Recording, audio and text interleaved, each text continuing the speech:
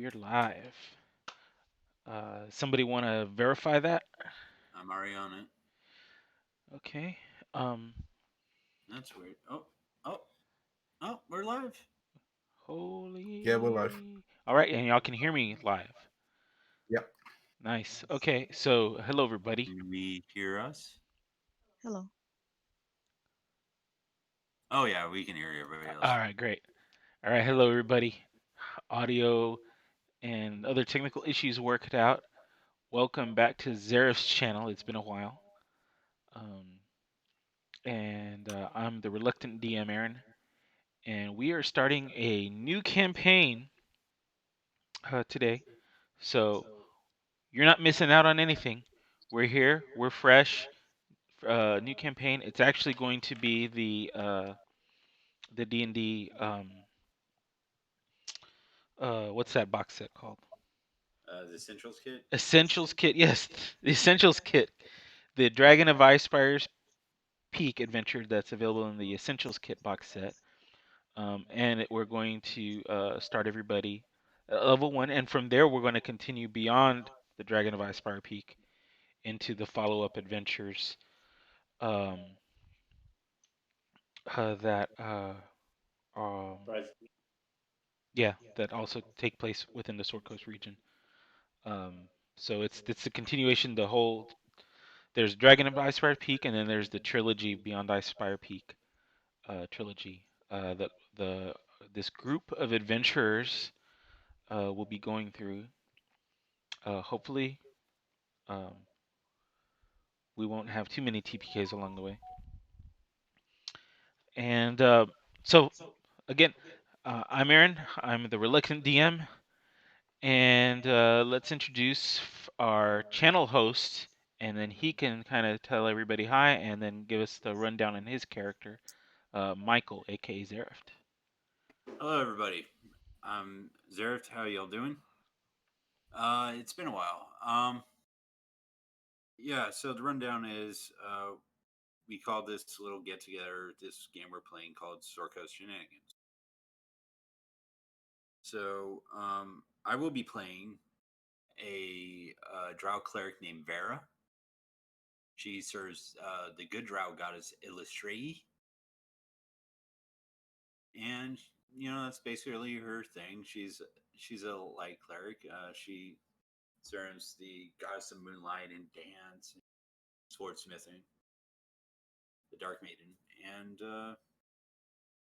she's just out to perform the ceremony to illustrate that she has to go to an area where people don't know her and try to win them over to for her actions. So that's basically it. Okay. And okay, light cleric. All right. All right. Next, we've got Pete. Yes. I am playing Varian Dalthan, Sun Elf, Noble, uh, Wizard. I will actually be a Blade Singer eventually, but at first level, I don't have that build yet. Um, I I treat everyone, I think, pretty well for my station. Lord Barry, You right? But you tell everybody yep, you can call me Lord Barry, right? you can call me Lord Barry. Yep. Um, the world does in fact revolve around me. Um, I am actually. I tell everyone that I am on a quest, or that I've been assigned to trade talks, diplomatic talks with Baldur's Gate. But in fact, I've actually gone looking for a couple stolen items that I was supposed to be taking care of. So I've joined the adventurers here to try to recover my stolen items, but no one really knows that's what I'm really looking Okay. And okay, wizard. for. The wizard, yes. Toby. Hello. I'm playing Sir Tarquin Beaumont, Paladin. Oath currently undecided. I'm a bit of a ragtag plucked off the street for certain reasons, and I am currently working as an envoy for Lord Nevermember of Neverwinter. Yeah. And I'm a human man, pretty tall, mhm. pretty stout, got a long sword and a shield, and wearing the symbol helm around my neck. Okay. All right. And then new player to our group. Well, not completely new. New to the streaming. We've got Nora. Uh, Um, oh, hi. Yeah, I am playing character Dan Lienthal, short Danley. I am a water genasi monk, drunk sailor. I love the sea, and pretty much most of my life I've been on the sea, on ships, and so I have a lot of drow friends, and I understand Elvish. and yeah. So we've got so we did have a session 0 where we kind of fleshed everything out for everybody. So all the watchers, you did miss a little bit, but it was just a session 0. And basically, this group is pulling into port at what did we say? What city did we say we were pulling in? Probably Baldur's Gate would be my guess. It was, yeah. What's the one south of Neverwinter? That can either be Waterdeep or Baldur's Gate. Waterdeep. I think it's That's pretty Waterdeep. far north. Yeah, Waterdeep. Are we, Yeah, are we going to be that far north? you're gonna be between. Wait.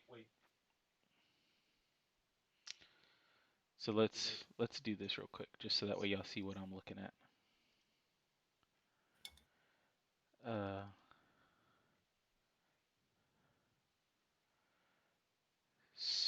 There's Neverwinter. And let's just say y'all are pulling into Neverwinter. okay. All right, pulling into Neverwinter. Um, Okay. and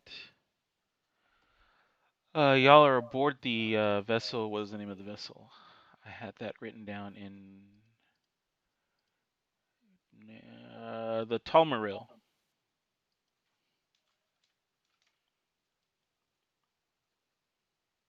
Let me write that down.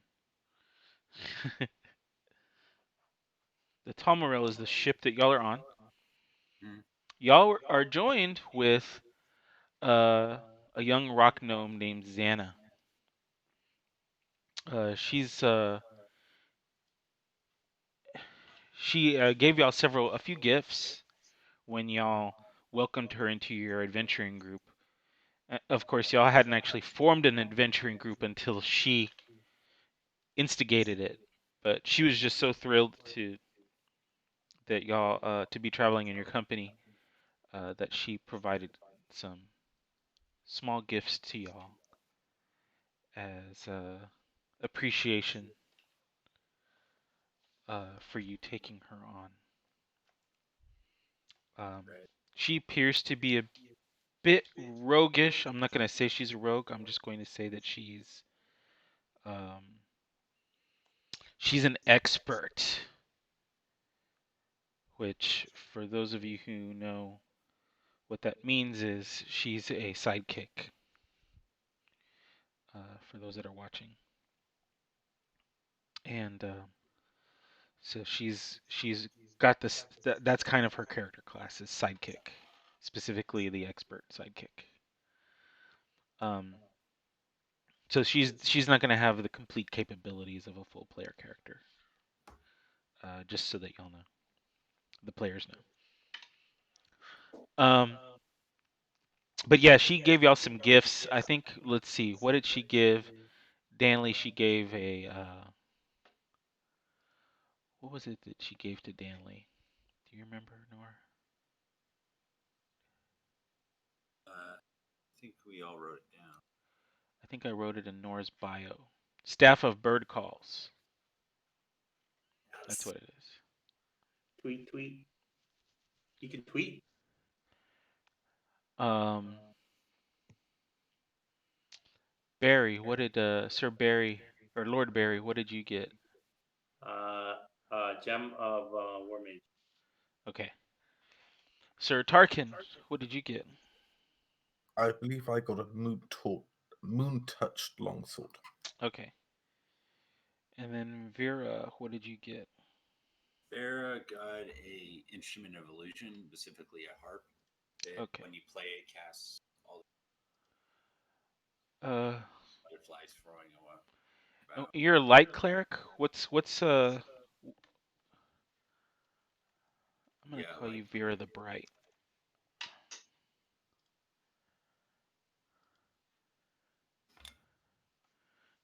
All right. So an instrument of illusions, a harp of illusions. yeah. Okay. And then Xana kept a horn for herself. Um, as she kind of stows away her thieves' tools back to her side. Again, y'all are pulling into to port at Neverwinter just before uh, dawn. There are quite a few drow on board that are crewing this ship, and they've heard uh, that Danley is going to be leaving the crew. That this is her last voyage, and she's going to be joining the rest of you. So they're kind of gathering to sort of wish her well on the rest of her adventures. And I think Vera, they also took up a collection for you, particularly the drow aboard the vessel. I think they gave you like an extra gold 10 pieces. Okay. Um, with you know, knowing that you kind of see your one of your overarching goals is to sort of make sure that the drow are seen in a more positive light, right? Right. Right. So they aren't necessarily followers of your deity, but they were on board with that sort of mission of yours. So they wanted to make sure that uh, they wished you well, and they took up a collection and they gave you an extra 10 gold pieces. Um, and and so y'all are now disembarking the Tomarail and stepping in Neverwinter. In Tamarill, waiting there at the bottom of the gangway, you see a couple of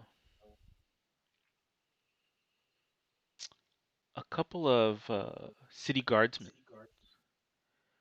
Uh, one of them is holding a sign for Lord for Sir Tarkin, Alright, I'll head towards him, give him a wave. and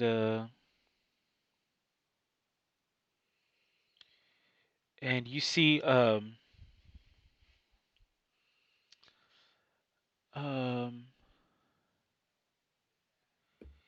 he kind of he comes uh standing next to him is a guy. He's wearing the rank of a sergeant next to the man holding the sign. Like I said, there are a couple of guardsmen. Um, he says, Lord or Sir Tarkin Beaumont. Yeah, And how it are you says, doing, Sergeant? hello, I'm Sergeant Yorm. This here is Private Vester Jessup. He'll be accompanying you part of the way, at least, to Phandalin, which is where your next assignment is. Uh, and Private Jessup salutes, and he's like, The sergeant tells him, "You don't need to salute necessarily. He's not a military." Uh, uh, sorry, sergeant. Uh, uh, uh, uh, and Yes, then correct. he says, "How offer your hand?" And then he sticks out his hand. "How do you do, uh, Sir Tarkin of Beaumont?" Uh, Uh, Sir will do, and I'll give him a vigorous handshake. uh, yeah, I'm Private Jessup, uh, uh, and yeah, I'll be going with you on the road. Don't worry. You're in good hands with me, sir. Um, we'll take you. I'll take you as far as where the high road meets the Tribor Trail, and then from there it should be easy road for you to get to Phandalin. Um, and then Excellent. he says, and then Sergeant Norm says, uh, Private Jessup is going to actually be traveling with another gentleman, so he will also be going with you, and Private Jessup is conveying that gentleman all the way to or further down the high road. Um, and then he says, let's see. Um, and then he says, I might. He says, for now, I will. We'll be catching up later. You probably need to get what you need before you get onto the road.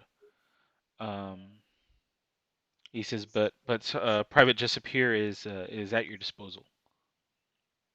I'm going to go. Thank you. I'm going to take my leave, and I'm going to get the other member of your traveling group situated.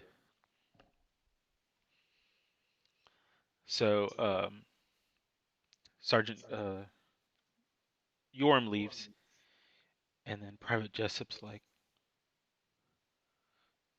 Sir Beaumont, um, you you you can refer to me as Vester. Very well, Vesta. Uh, thank you, sir. Um, and who who's are these other people traveling with you as well? Indeed, they are. And This so is he goes and he introduces himself to everybody. And he's just as fumbling with his words and with his manners as he was with Sir Tarkin as he introduces himself to everybody. Vera gives a slight giggle. Um, so at this point, do y'all want to gear up or anything before y'all head out onto the road? Mm, I think I need to get rations. I don't think my backpack came with rations. Okay, so y'all can go ahead and take the time to pick up some rations. Um, um, the sorry, Vera. Um, you noticed as you're coming off of the gangway, after the crew. This is a little bit backtracking, just a little bit. Uh, they kind of kick. You notice something. Your foot kind of kicked something on the deck. Right before you kind of knocks into something right before you go down the plank, the gangway. It's right after they hand you the drow crew hand you um, the 10 gold pieces that they've collected, and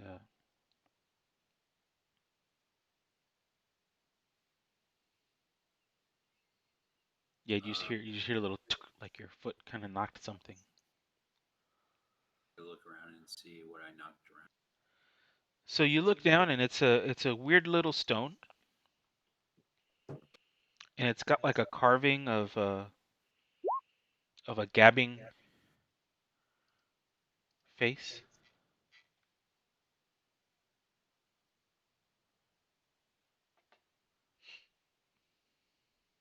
Uh, yeah, I'll pick up the stone. Okay. Um, you can go ahead and just keep going. Yeah, I'll pick up the stone and I'll just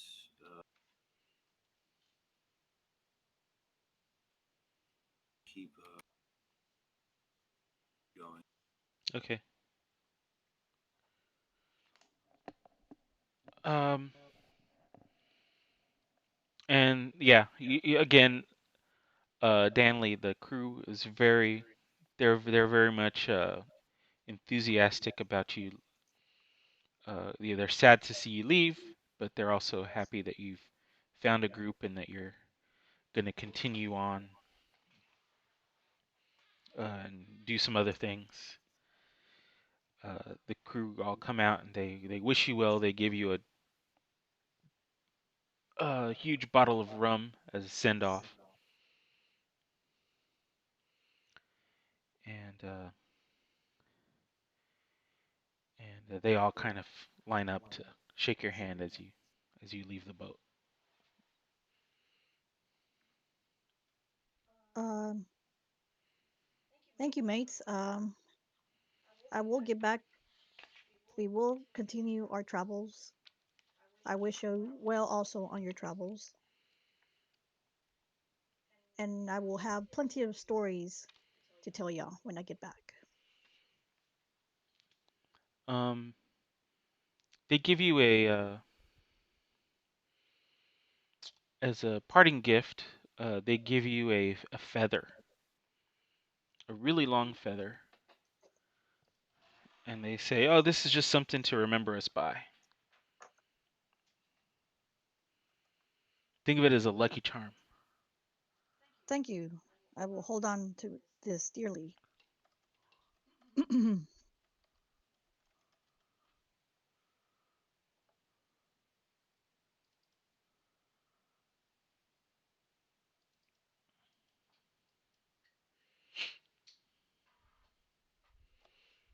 And then, so Pete, as you also get met by Sir by the sergeant. The sergeant says hello to you. Good day, Sergeant. Good to meet you. I was not expecting to come to this town, but here I am. Right, I have a note here for you from it came from actually I guess it did come from here, didn't it? I was thinking it came from another city, but no, it came from here, right? Or did it come from another city? I came from Baldur's Gate. I had found a rumor of something sold in Baldur's Gate that led me up to Neverwinter, Okay. which actually is leading me to Phandalin. Okay. I'm not sure if it's in relationship to this letter. Okay, well let me think now. Hold on. I forgot that we were here and so the letter when you open it, he says I'm not sure. He says I was just told that this came in the post for you to deliver this Why, to you. thank you. Why, thank you, sir. I give him like a silver piece. Oh, oh, it's not necessary, sir. Here you go. Hands it back. Um, and then he says bye to you. Okay, so y'all are gonna Toodaloo. gear up on some supplies in the meantime, right? Right. What'd you say, Pete? Sorry. Toodaloo. Toodaloo. Fine, fine, sir. Make sure that I have that written down.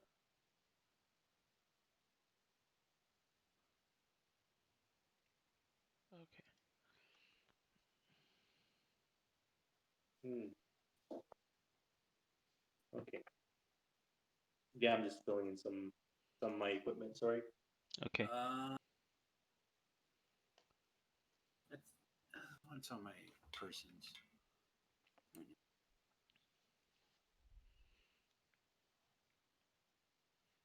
I am going Cresta. to. Oh, sorry. Uh, I'm gonna look for a local blacksmith. Okay.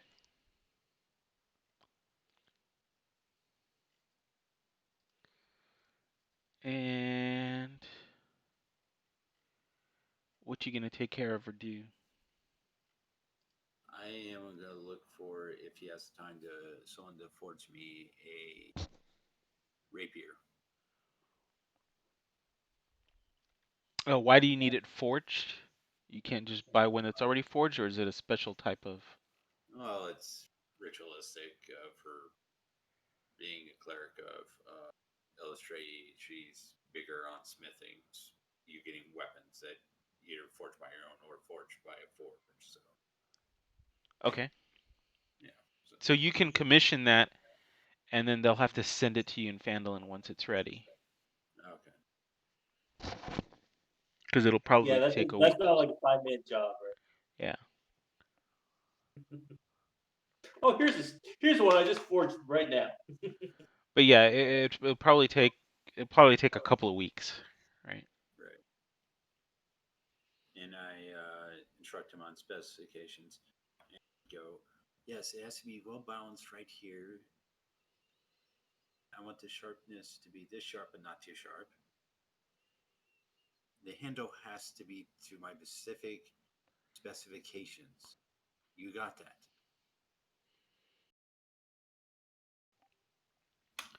And he says, "What's that again? Were you saying something?" And he turns his head to you. I have this like sheet of paper with this drawing of this rapier I needed forge and completely. Oh, you got it written down. That's great. I'm a little bit hard of hearing. I was worried you might have been saying something, and I totally wouldn't have caught it. He takes the sheet of paper for you, turns, and walks away.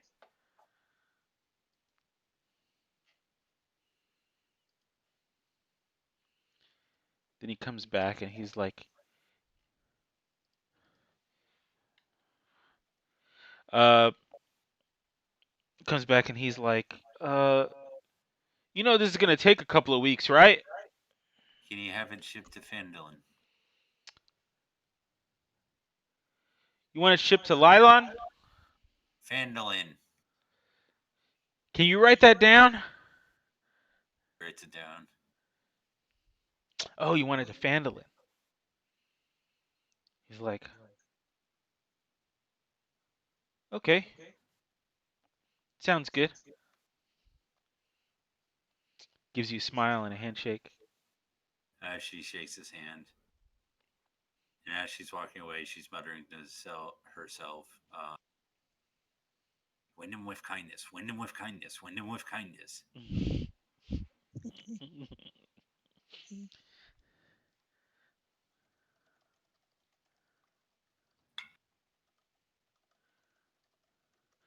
So, okay, I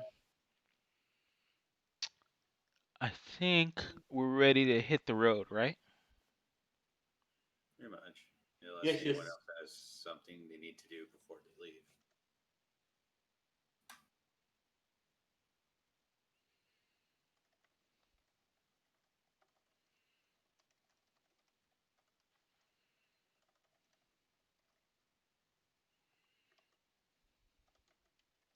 Uh, So, when y'all get ready to get underway, mhm, you see a couple of there's a caravan that's getting formed, right? mhm. And you see Sergeant Yorm again, and he calls out to Private Jessup, and then Private Jessup. Hold on, let me see. Let me write these down again.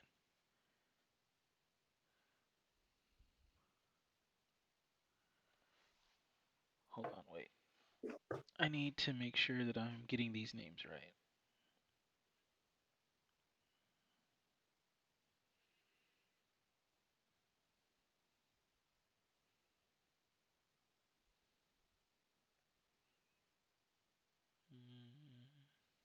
Okay.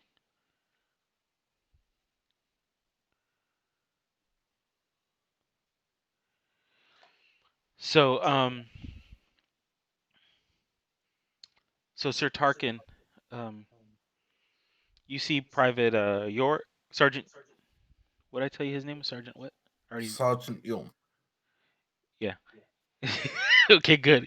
Because now I wrote it down and now I can't read my own writing.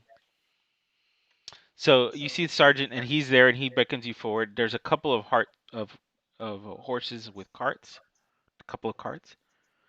You already Else. see um, he's guiding you to the empty cart with the horse, and he says, Sergeant, and he says, Private Jessup here is going to be uh, taking Gallio further down the high road.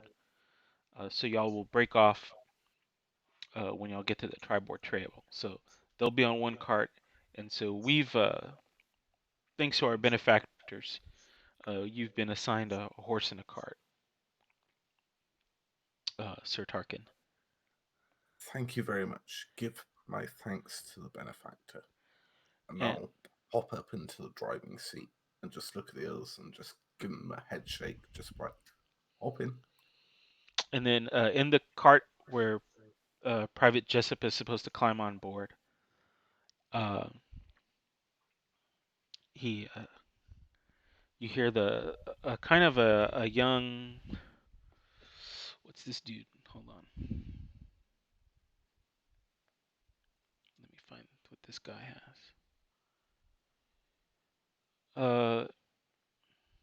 No, he's not that young. You see a guy. He's a little bit middle aged, and he's got like a dark cloak with a bunch of stars on it. Um, and he says, "Hi, Private Jessup. I'm uh I'm Gallio El Libra." And he says, "How do you do, Mr. Libro?" And he says, "Very good. I appreciate you taking me down to Lylon." And so then Sergeant says, "Okay, Sir Tarkin, it looks like you're situated here, and hey, this is a pretty interesting crew you seem to have gathered."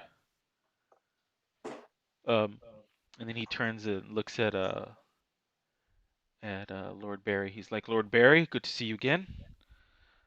I hope you found Neverwinter to your liking." Yes, yes, it was interesting town. Kind of chilly. Is it always this cold this far north? And he's like, "Well, if you go a little further north, it gets colder." Good to know. I shall try to stay away from those northern regions. Well, it's a good thing you're headed south then. Yes, yes. But it was a fine town, very fine town. I'm glad. I'm glad. He says, "Well, I wish you well, Very Lord friendly Barry. people.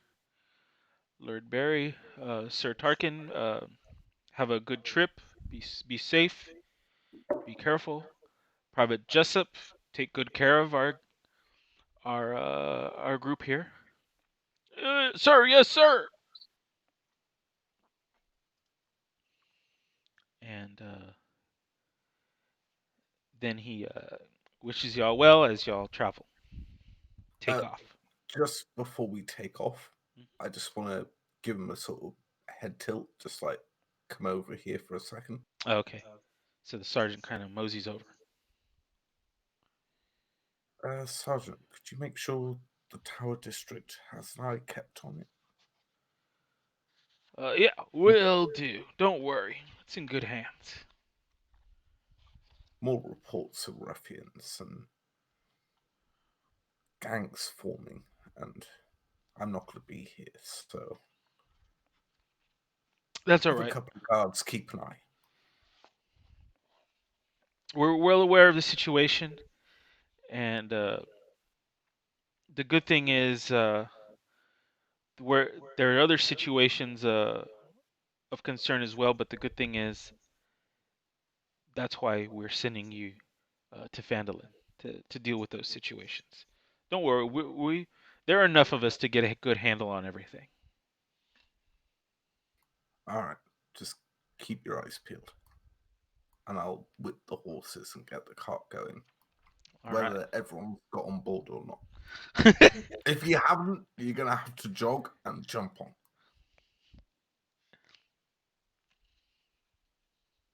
I think Barry's just being too snooty, waiting for someone to put him in, so he's having to run.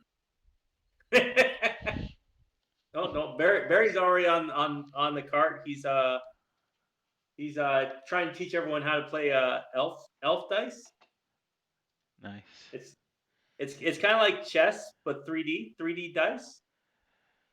There's a And third dimension to 3D the board. dice. And then how about Danley? Danley got on to the card as well. I'm just tagging along. I'm following. I'm being very observant since I was invited on this journey. Yes, I did get in the cart. And then Xana is gonna go ahead and jump onto the cart with Private Jessup and Galio Libro. And you hear her is like, "Hi, I'm Xana. How are y'all doing?" And the guy in the in the cloak, he kind of just slowly turns his head back towards Xana and kind of just looks down at her. And it's just like, and then he smiles really big. He's like, "Hi, Xana. I'm Gallo. Galio." He's like, "Hey, Galio." And they start chatting it up. And then about that point, the road noise and everything, you can't hardly hear what's going on, but you hear them.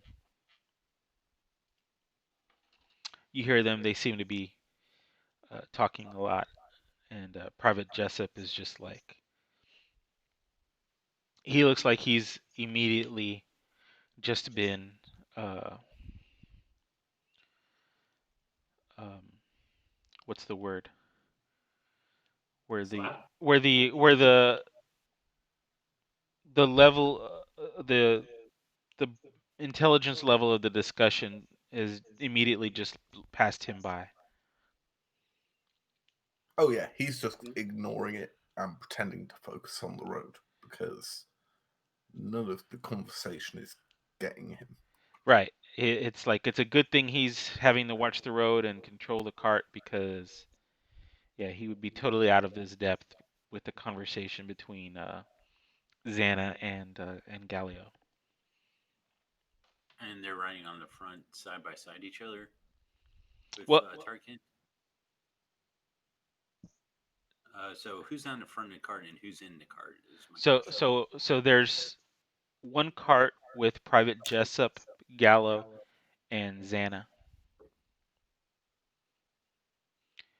and The rest of us are in the rear cart, which Tarquin is driving. right. Yes.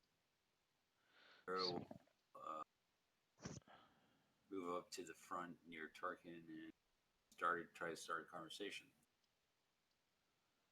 Okay. So she goes, "Do you travel a lot? I go where I'm needed. Do you see much of the world? Seen a decent amount. In these sights to Though behold?" Hmm? Oh, I'm sorry, I didn't. No, I mean we all. I didn't catch what you said, Michael. Any sights to behold? Oh, any sights to behold? He asked. Uh, anything in particular I would have seen during my training? A beholder? That's not beholder. It is a sight to behold. Pete, please. There's a time and a place for dad puns. Yeah, that's not at least till the second session. Like maybe confronted and retreated from a giant, maybe?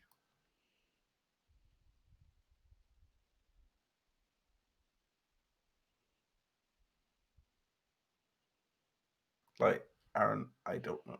Sorry, I missed that What part. has Tarquin experienced in his 1 year or 18 months or so of training? Go for it. We can figure it out. You can. What did you have in mind? Go ahead and say it. Alright, I'll just say it in character. Tarquin just sort of looks back while holding the reins with one hand. Just goes, I saw a man once, 3 times as tall and as large as me, and made entirely of fire. We retreated quickly. There was no winning that fight. I'll be right back. Y'all keep going. I'm glad you're okay.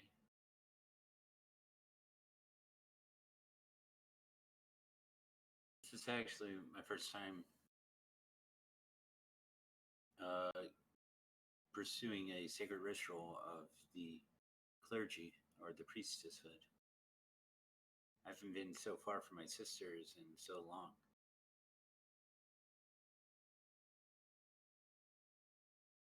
We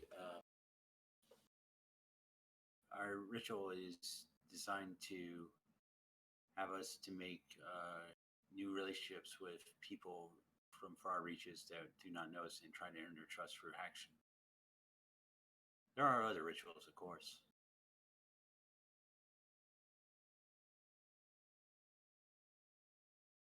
There's the hunting I'm ritual, back.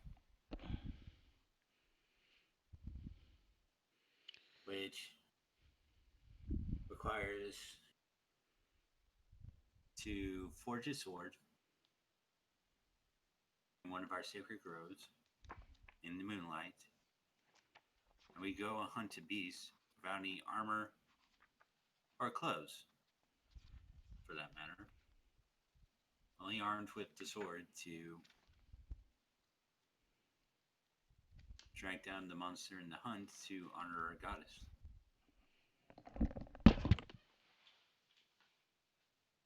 And A worthy fight.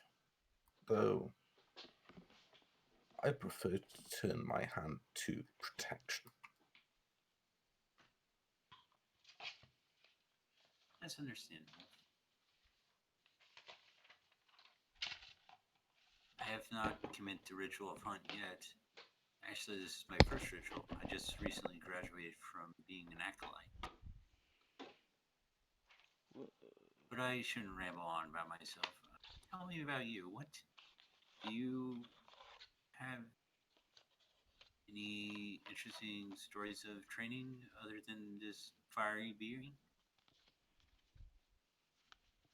A lot of it was just purging orcs and goblins, but my time away from Neverwinter has been interesting. Though a brief trip home, we're not far,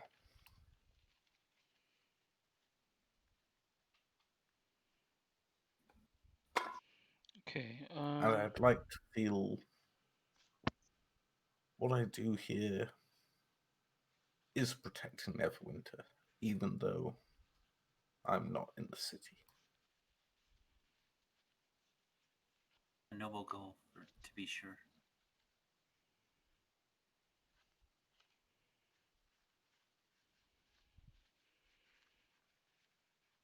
So, Pete. Um,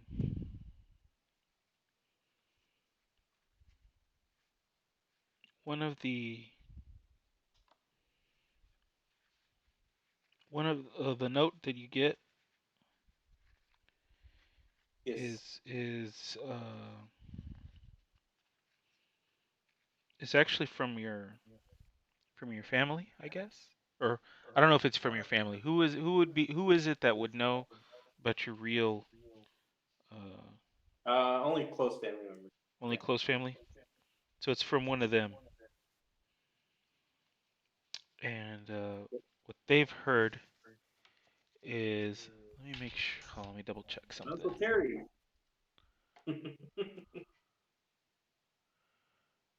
Oh, sorry. I just got back on to Discord. Toby, I just missed your DM. No worries. Let me look up what. Let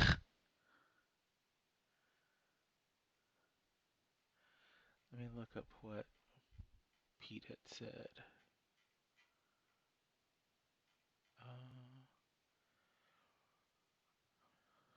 Okay. Um, it's information basically saying that confirming that as far as one of the weapons, they've got a lead on one of the two things, Hmm. and that lead is somewhere along the uh, Tribord Trail near Fandolin, Hmm. Like specifically. Huh? I'm not expecting. I'm not expecting to find either of these items. These items are just they're MacGuffins or whatever. They're just giving my character reason to be out here, Oh yeah, yeah, yeah. But there is a lead on one of them, right? Hmm. and uh, so the I'm trying to figure out where.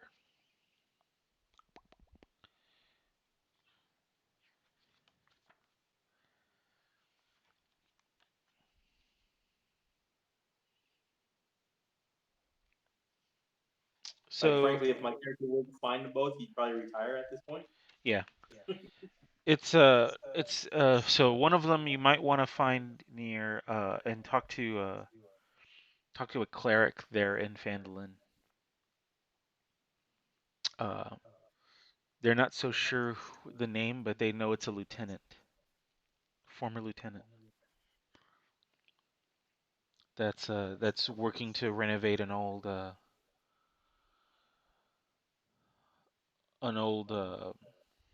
house.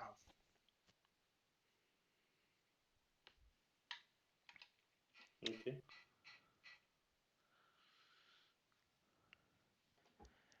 And okay, So yes, I tuck a letter into my jacket.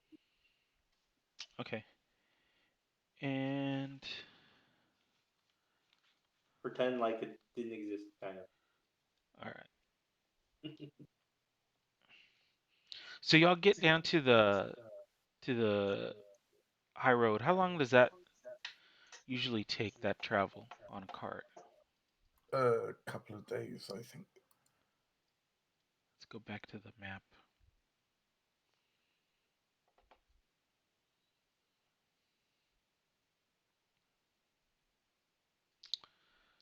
Um, of. I'd do that in 45 minutes. Get in a cart, Carlton rough road, 45 miles. Eh, like a day and a half to get to about right here. 2 days to get to Fandolin. yeah, I'd say 2 days to get here, to be honest. Probably, Okay, yeah. But that's my mental math, okay, and I have dyscalculia. Keep that in mind. yeah. So So yeah, let's say trust that me, it you'll takes a get couple there of much days. faster than that. And when y'all get to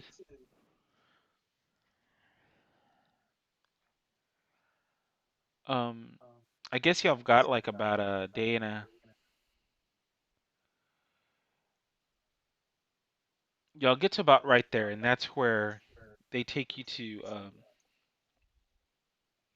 So y'all pull up to a stop, and Private Jessup Damn, and Galileo, damn stop signs out in the middle of nowhere. um, they tell you, well, gents, we're gonna go ahead and pull into the Wayside Inn, which is a few miles off the road from here.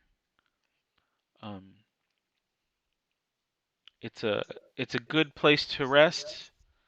Um, but um, do y'all want to join us before we split ways, or do y'all want to just continue on to Fandolin? It's when you ask for clarification, they tell you it's not quite off of this road. It's a little bit back more towards the coast. Maybe like another half hour off the road. Let's go to What the inn. time of day is it? So it's probably around midday, because y'all spent probably like half a day in Neverwinter before y'all left, right? And if it's about 2 days to get to this point, so it's midday. It's coming up on midday.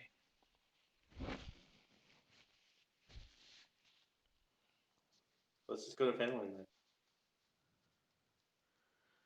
I was thinking the same. Okay. So, uh, so Xana, she grabs her stuff, jumps off of the other cart. She says, "Oh, guys, well, it was great traveling with y'all.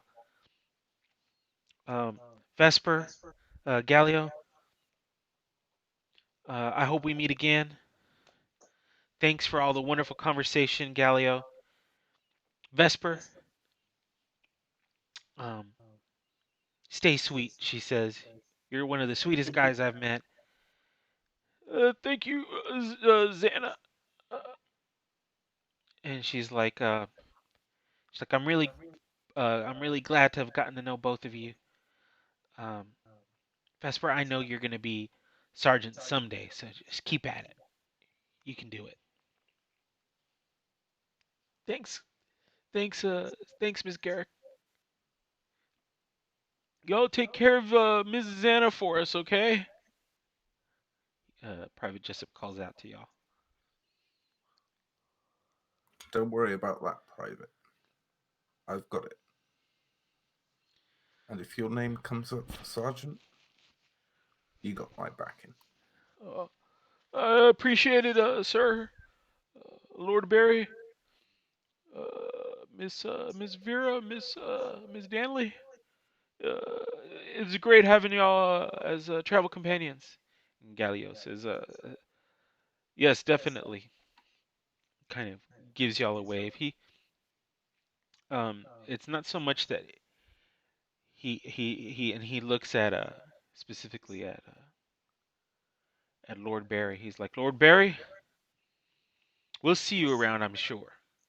I'm sure we'll be Yes, hearing a yes, lot more of each other. yes. Good seeing you, sir. And and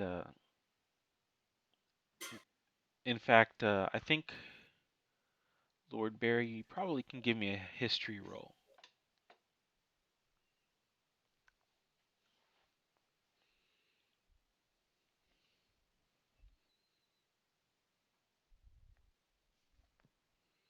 Yeah. So you recognize Galileo as with from his cloak. He's a member of the Order of the Many-Starred Cloak. Ranking member of the Order of the Many-Starred Cloak, which is a wizard order.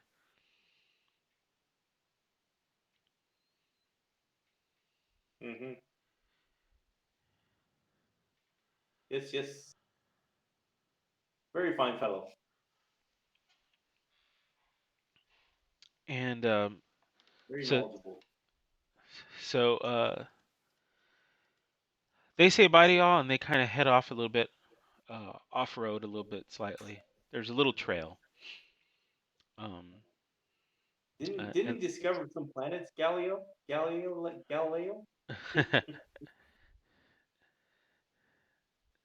no, but his brother Ernest makes a killer wine. Hmm. Did somebody say wine? No more drink for you. You've fallen out the cart twice today. No, that's just her. She's still trying to get used to her shore legs. That's right. Yeah, poor Danley. She's not used to not being on the ocean. Why doesn't the land rock? So then, let's see. Y'all head east on the Tribord Trail. Um, as y'all kind of go along, you notice you go about you get about to this point here, and you kind of notice like off on the side of the road is an old, broken down, dilapidated cart. Long ago, broken down. The wood's already rotted. It's overgrown by this point, Hmm, and looks like someone once attacked out here. I wonder what happened. who knows? It's a mystery. Casting my eye about as I'm steering the cart, can we A, go around this? Oh, And it's B, long since been. It's the side of the road. It's off to the side of the road. It's not blocking the road anymore. Or did I ah, say anymore? Yeah, it's not blocking the road. okay. Well, just Yes. looking around, can I see if I can tell what would have caused that cart to go down? You can give me an investigation or survival.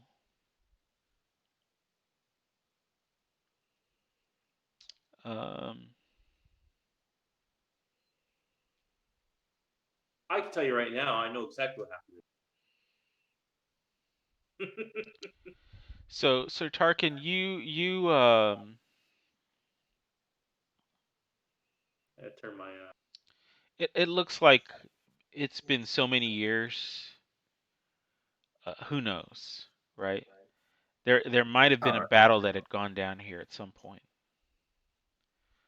Um, just because there's like a couple of some splintered wood, right, on the cart. It's not just rotted wood, but it looked like it had been splintered rather forcefully. Yeah, it And was damaged before it rotted.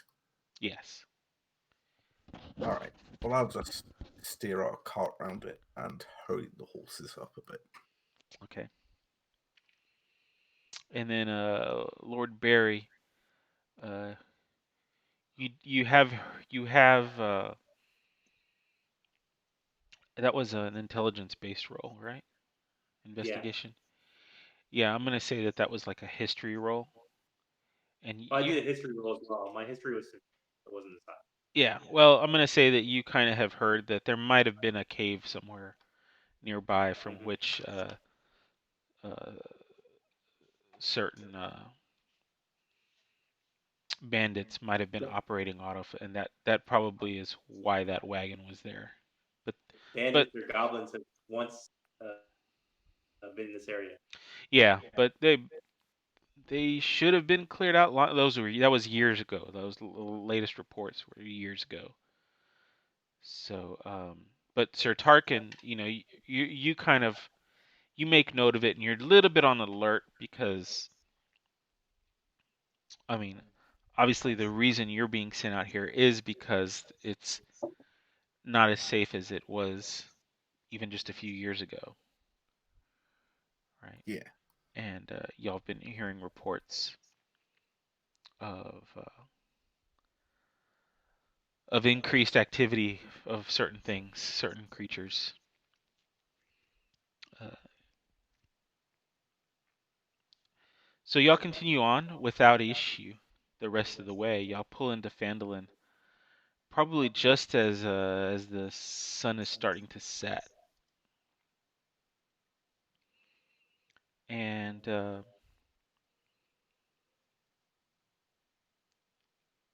you've got a note and a little bit of a map um, that was provided to you by Private Jessup, um, and he's telling you to go ahead and directing you to Stonehill Inn.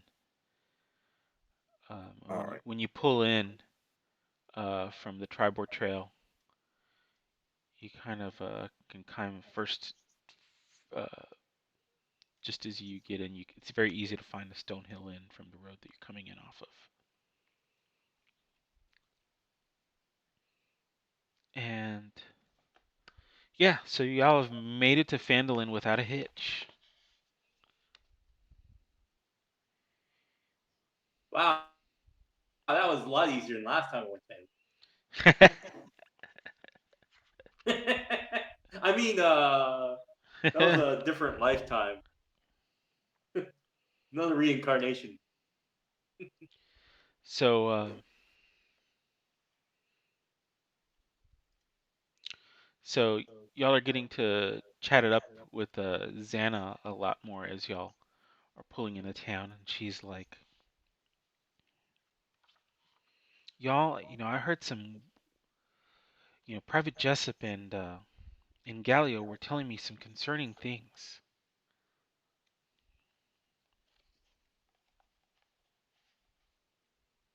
She kind of looks Were around they? at you. The two people that were driving in her cart before she switched over to your cart. Okay. What were they saying? Well, I'm glad you asked.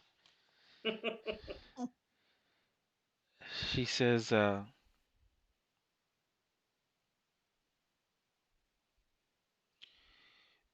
have been reports apparently about a dragon flying through the high clouds. They're not sure how big it is. Some people are saying it's as big as an elephant and it has gleaming white scales. Ooh, a white dragon does not bode well. Have you ever encountered a dragon before? Oh yes, yes. We have dragons in our forest. They come visiting once in a while. I'm That good doesn't friends with make the dragon. that doesn't make sense. Oh, not all dragons are evil. She turns to Vera. She's like, "Is he pulling my leg, Vera?"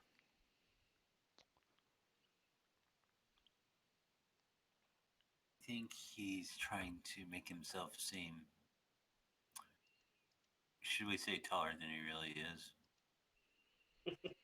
She looks at him and she's like, "How can you really tell when you're sitting down?"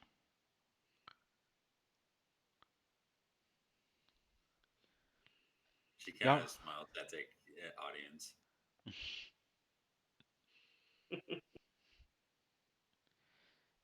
Uh, She's like, anyways, For being so tall, y'all all seem to be very concerned about your height." I figure if my character's 150 years old, he's probably seen a dragon or two. Mhm. yeah. So Vera just kind of pats her on the back and goes, "Let's go to the inn. The evening is getting late." All right, so y'all pull into the Stonehill Inn. And I jump in and I say, "Oh, is there a drinking well somewhere around here? Dragons, big birds. My concern is drinking wells. I'm very would much like drink somewhere before we all turn in." There's probably drinks at the inn. Yeah, they'll probably have water from the well. I'll just get us situated in the stable with the cart and horse. What? Water? You Water. you You common folk drink so interestingly. Vera takes the bottle out of Danley's. Dan? Is that it? Hmm. Danley's hand and goes, "No more wine for you." All right, mate. Uh, well, I guess I'll see y'all. We be seeing we'll be seeing each other again. I I take the bottle from Vera's hand, drink it, and hand it back to Danley. That means more wine for us. so Oh, so the door opens to the inn, and you see a short, friendly-looking human. It says, out of town guests, welcome to the Stonehill Inn. I'm Toblin Stonehill. Come on in, come on in. I wasn't Do you sure if mind? I should put away the supper or not.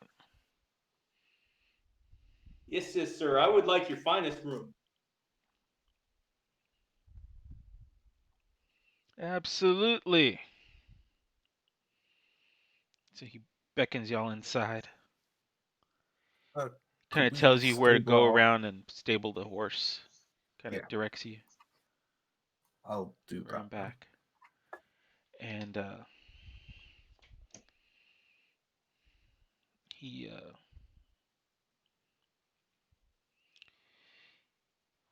he says, "Okay, yeah. A It'll fine cost supper. it'll cost you 5 silver for a bed. We do have 6 rooms for rent,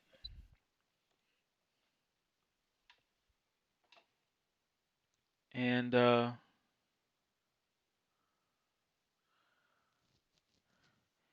he says so. There's enough accommodations for all of you, and it's 5 silver a night. Uh, and then a meal costs 1 silver.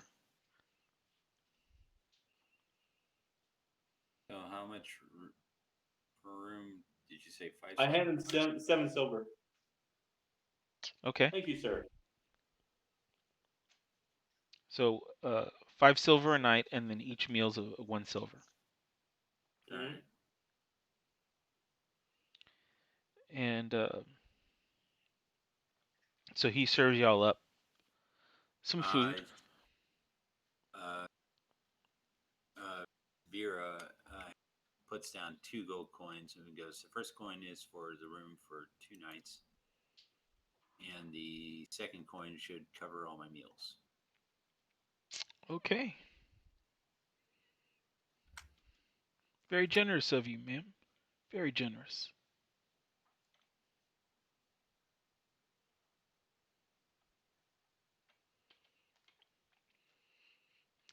Um,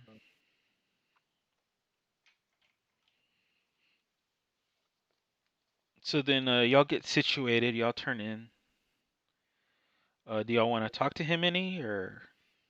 I think Vera would talk to him and goes, "So, what's the news around town?" Oh, well, you know, we not a whole lot going on. I mean, where are y'all coming from? From Neverwinter. Ah, Neverwinter. He says, yeah, well, um, y'all seem like the adventuring sort. If you go over to the town master's hall, the next block over, he says you should be able to talk to the elders there, and I've heard that there are some tasks that need doing, particularly for your type of group. So I would suggest first thing in the morning, you head over there. What do you mean by our type of group? He says we all Are seem you well equipped insinuating something? uh, for taking care of things that need taken care of. Oh, okay. I thought you were saying we're like vagabonds. Oh no, no, not at all. That's why I'm directing you to the townmaster's hall. The government officials there could really use some assistance. Talking about assistance, I would like your finest drink Absolutely, and absolutely. and some swill for this girl over here, since she'll drink anything off the floor. Thank you, mate. I'll drink to that.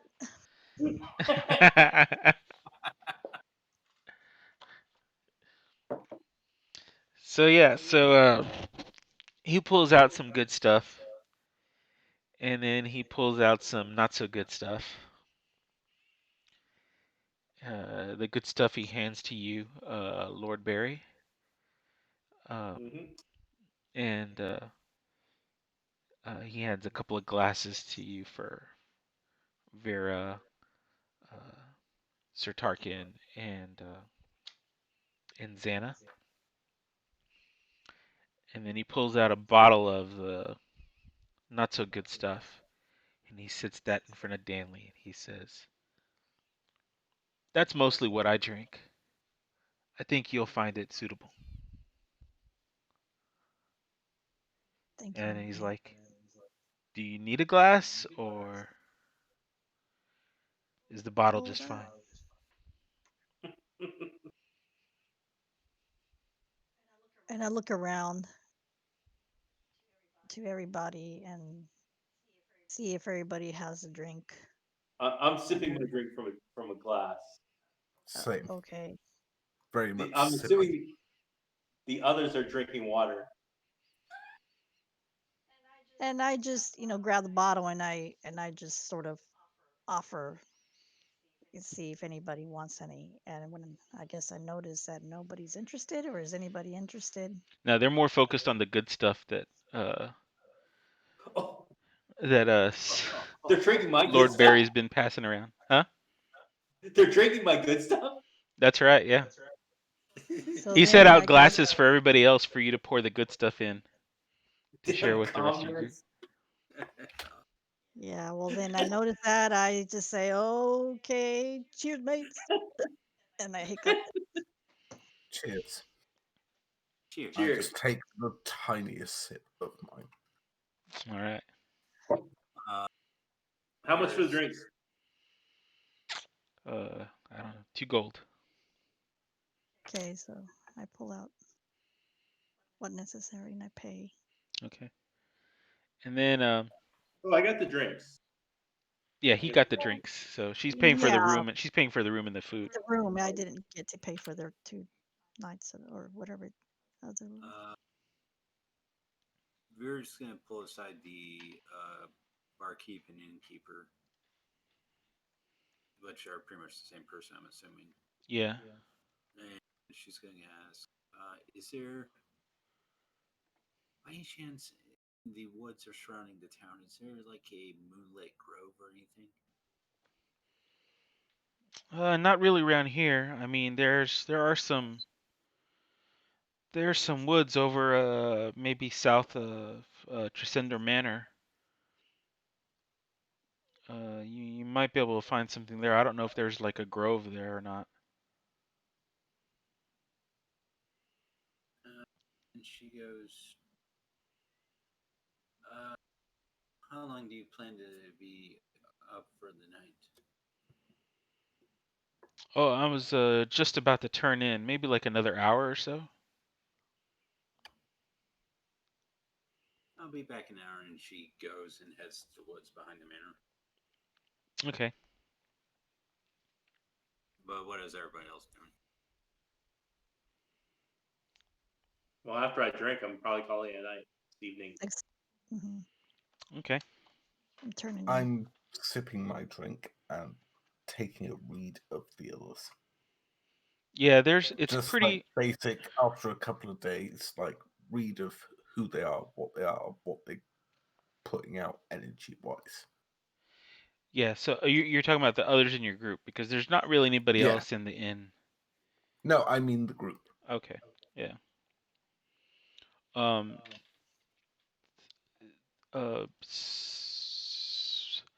Xana seems to be really lost in thought at this point. She's kind of a little bit less cheerful as she was before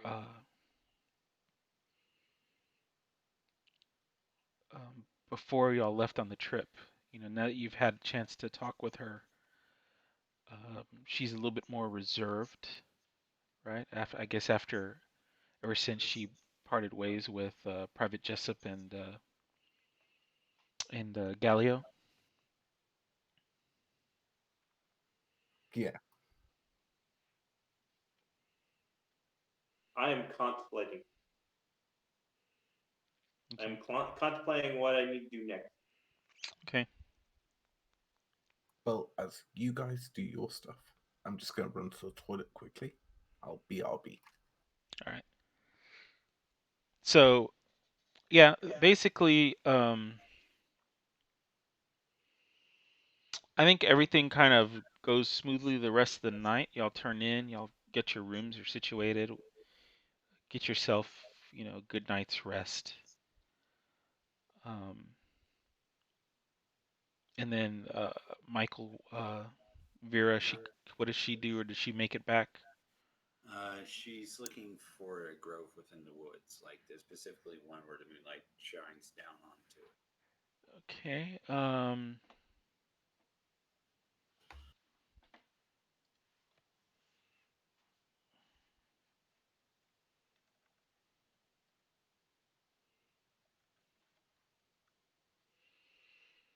Huh. No It's a clearings. new moon, so there's no moon out tonight.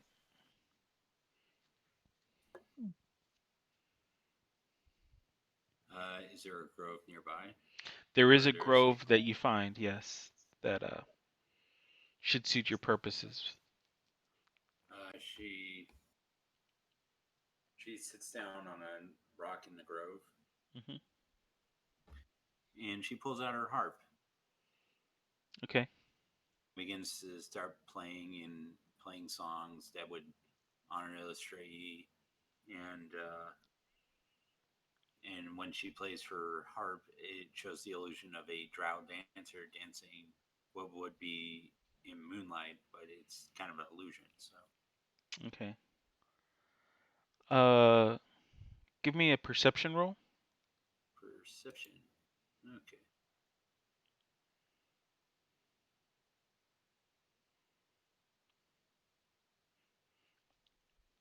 Okay. Whoa. So, from where you're at in this grove, you can kind of see a certain angle. You can kind of see Tresendor Manor up on the top of the hill in the distance, and a light comes on from one of the upper rooms, and the window opens, and you hear somebody, "What the hell is that noise? Who's out there?"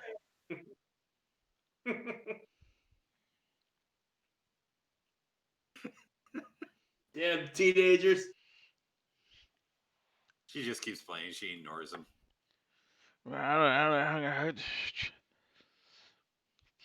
You hear him grumbling, and Yeah, then she plays a soft lullaby on the harp. closes the window. You hear the window close.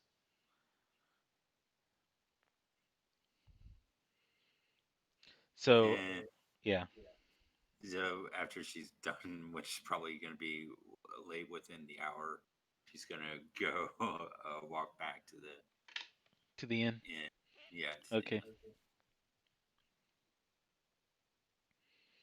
inn. Um, okay. So next morning comes the uh, Oh, apologies. Could I do a quick thing with sure. Sana before the end of the night? Okay. I'm just going to sort of lean in a bit and sort of like sit with my chin in my hands on the table. Like Tarquin's drank about half of this glass. He's Hmm. drunk. Okay. He's just like, you like him, don't you? Telling who to who? To Sana. Telling Xana about who? Vesta. Vester. She's like, what? No. Oh, well, come He's on. he's he's so young. You you saw And how young he spry. was, right? Ah, Can come I on. insight her? See if. She. No, you can't. You've already drank half your drink. Uh, She says, you know what? That's enough for you, and she reaches over and grabs the rest of your drink and then downs it. You don't know what you're talking about. And slams the glass I back down. She's Damn like, humans. no. She's like, that's it. I'm going to bed. Good night, y'all. I'll see y'all in the morning.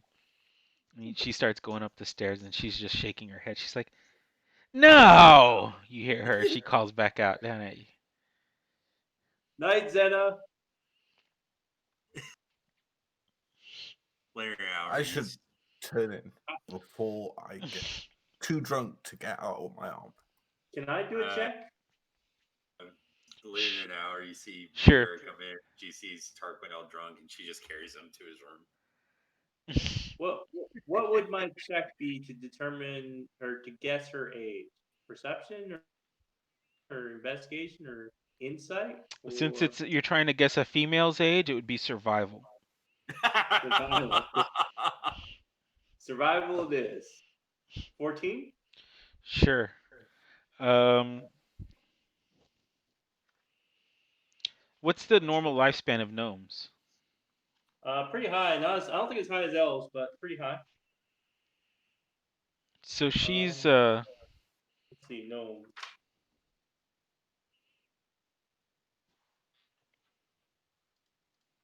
age.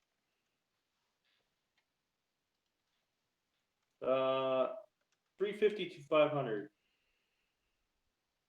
and what age do they reach maturity at? Oh, I'm not sure if they ever actually tell you. Frankly, Normally books they don't tell do. you when they. 40. About 40? Most are expected to settle down into an adult life around 40. They can live to 350 or 500 years. Okay, good. All right. So let's say she's about 50. You can tell. Still a very young adult by gnome Elves become standards. adults at 100 and can live to 750. So how old did you say?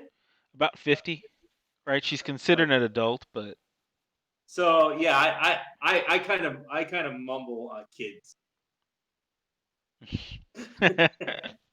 because she is an adult, but to me she is she's still still a very child. young. Yeah, she's like it's like calling a 20-year-old an adult, right? Exactly. Sorry to all you 19 and 18, 19 and 20-year-olds.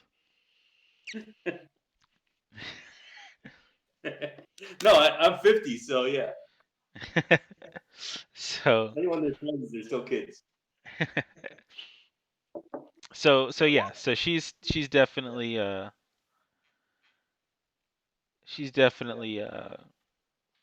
on, very much still a young adult as gnomes go. Um Old man Tarkin over here. Oh no, in character, I'm 22. Actual IRL me is old as hell. And my character is I think 150. I said. Um, 143, which is 40 years after adulthood for elves. Okay. Still kind of young. Still kind of young, but not compared to 50. Still kind of old. So Toblin wakes y'all up bright and early in the morning, and he's got a good breakfast, hearty breakfast ready for y'all. And he says, Hmm. the town. If you want to have your breakfast and then head over to the town master's hall. Um, they've heard that you might be adventurers here, and they're anxious to meet you. Oh yes. Sounds like a plan. Like to meet the elders here. Indeed. So,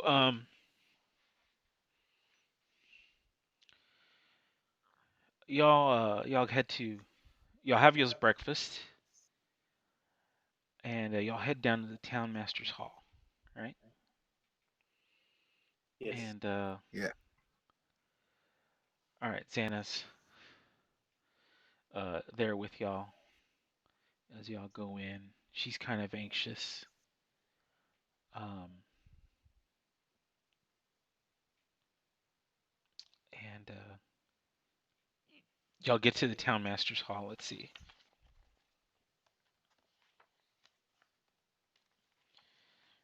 And the doors open, and you see a few people gathered inside already, kind of discussing.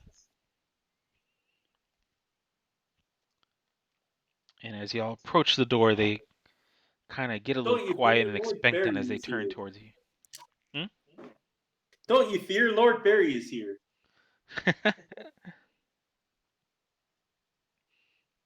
Hmm? um. So let's see. There's a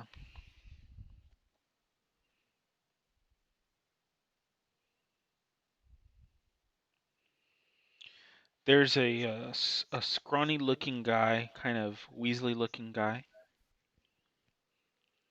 His name is he introduces himself as Harbin Wester Jr.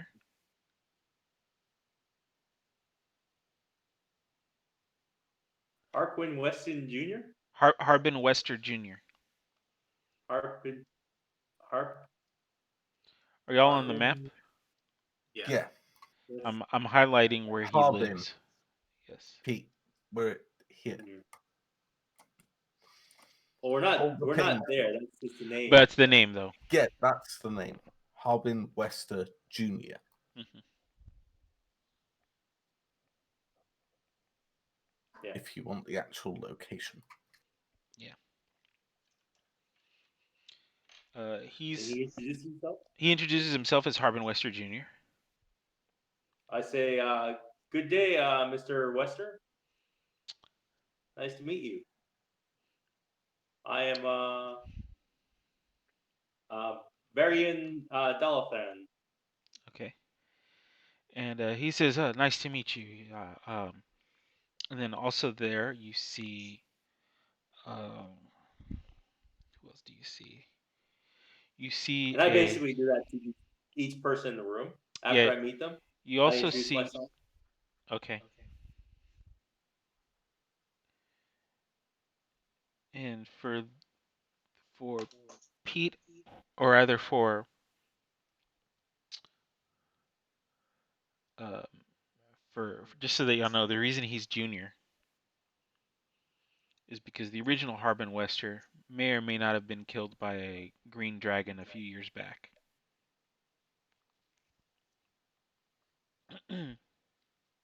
At least when I ran the Lost Mine of Phandelver, that's what happened. May or may not die. Yes. um, you also see a man, an elf, in a wheelchair, and he he says, "Hello, I'm Lieutenant Gary Sinise. Nice to meet you."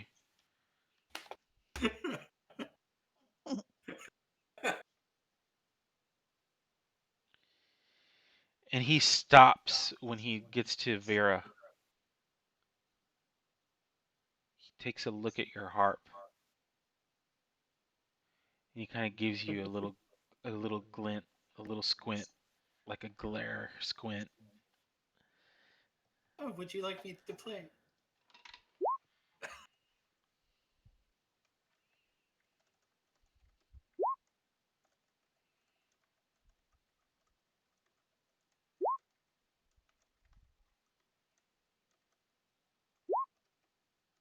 Uh, she looks at him.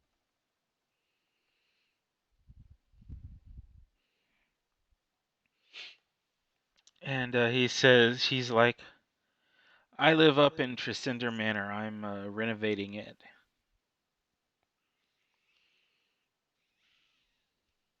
He wouldn't look like a cleric, would he? Yes, he does. He's got a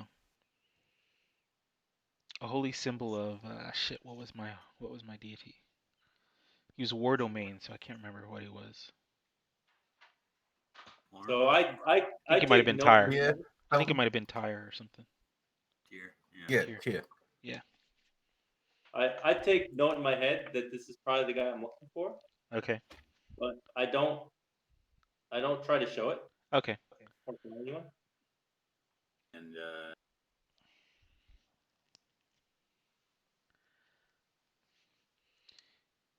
yeah, she just offers to like if like when Haley squints as her harp, she's like, "Oh, would you like me to play something for you?" That's okay. Um, keep practicing though. Kind of turns away from me. Kind of continues to introduce himself to everybody else.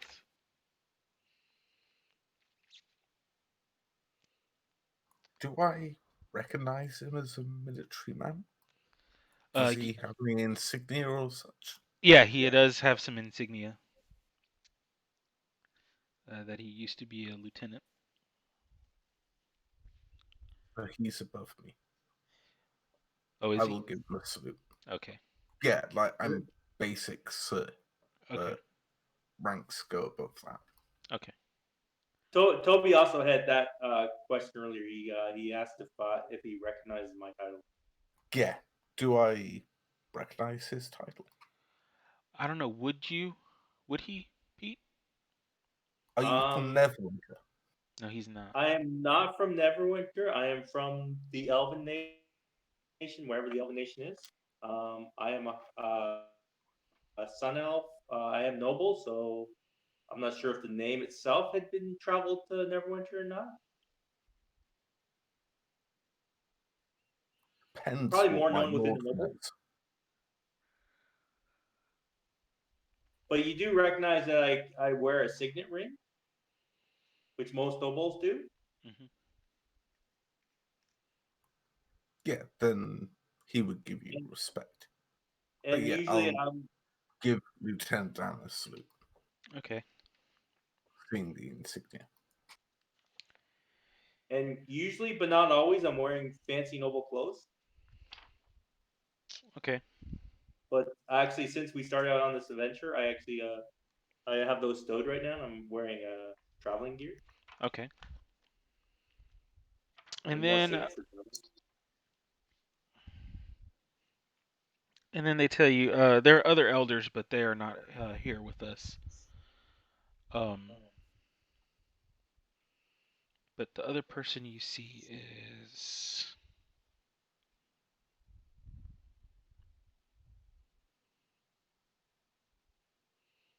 okay. You see Sister Gorell, and she introduces herself as Sister Gorell. She appears to be a cleric as well, a cleric of Tamora. She introduces herself to you, A pleasure. and she says, "I'm so glad that y'all have made it to Phandalin. That y'all are here. The town could really use your help. Unfortunately, I have business that's going to be taking me away from Phandalin for an extended period of time. But feel free to visit the Shrine of Luck. Hopefully, the town people will continue to maintain it in my absence." Um, she says, "I've got to make a pilgrimage. It's gonna take me away for at least a year, and but if I'm lucky, maybe longer." Well, Shrine of Luck. Maybe you should pray before you leave. She says, I'm sure tomorrow will grant you luck. Yeah, she says, "Oh yeah, definitely." She says, "In fact, I'm going to a temple of Tamora, in the desert. Um, one of the another follower of Tamora uh, has taken over there and has opened a casino.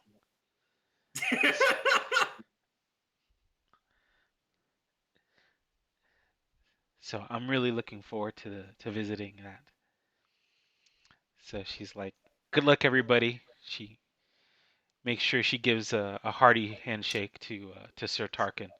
Sir Tarkin, good luck to you as well, and wish me Good luck. luck to you, and Hopefully, I'll helm's make it big.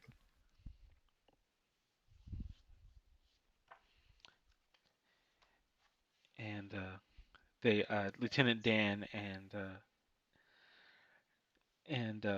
Harbin Wester Jr. They also say bye to Sister Gorell, and she takes off. You see her, and she's got a horse alongside, and she's already geared up, and she leaves.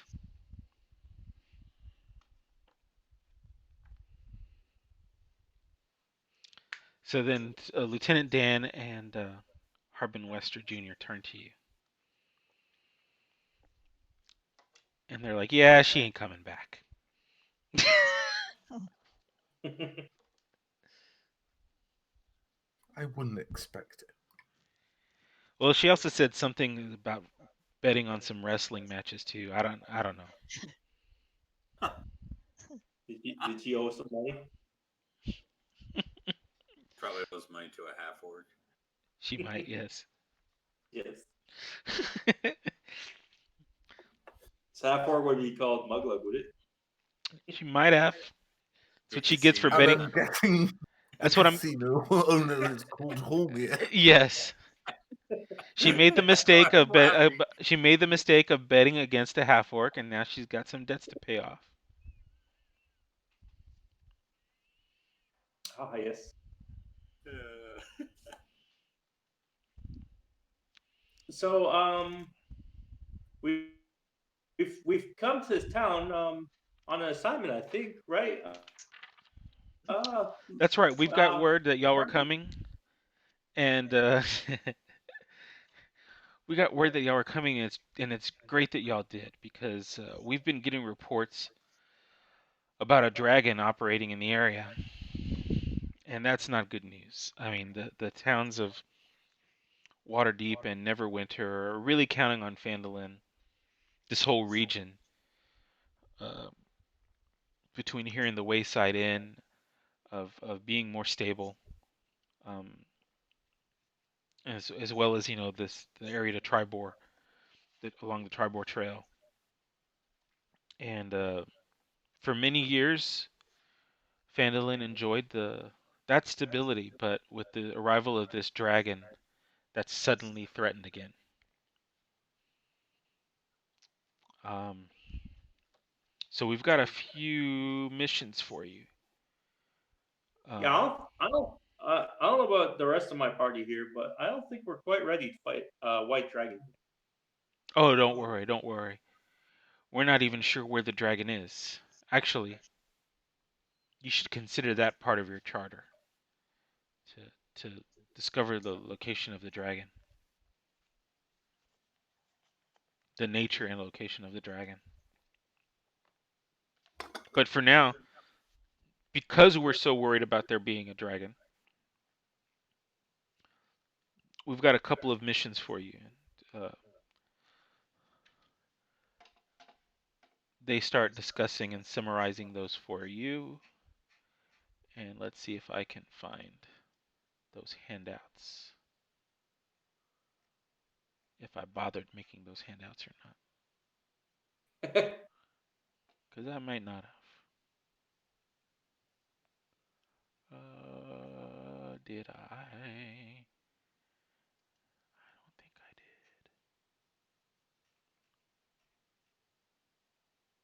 Oh, maybe I did. That is unacceptable, unprepared. Let's see. There's one. We need to excavate some dwarfs. Oh, that's gonna be tough.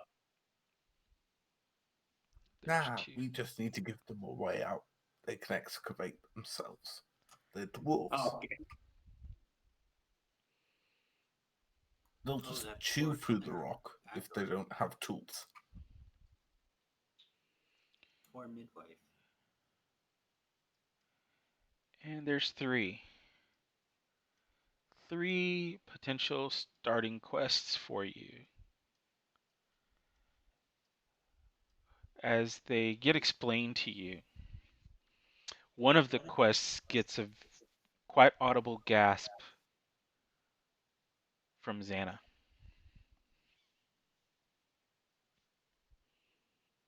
But then she doesn't say anything. She says, I'll be back, y'all.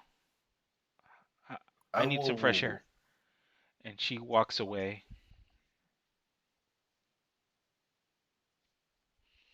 Vera will leave the others to decide the quest, walk and try to check on Xana.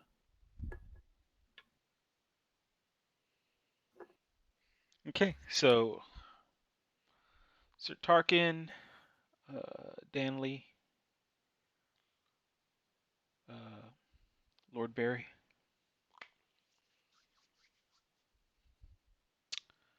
Which of these three quests would you like to start Let's look with? after this midwife first. Sounds like the easiest thing.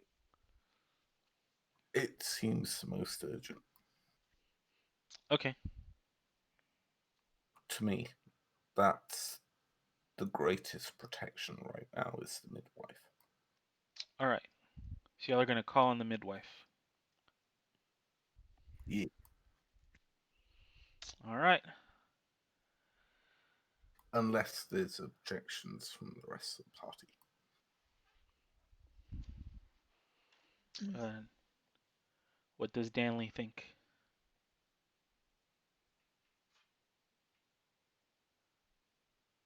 She lives. Okay, so okay, so how desperate is this about the local midwife? Can she still last a little longer by herself? Can we go to the gnomes and get what is required first? Since she is in,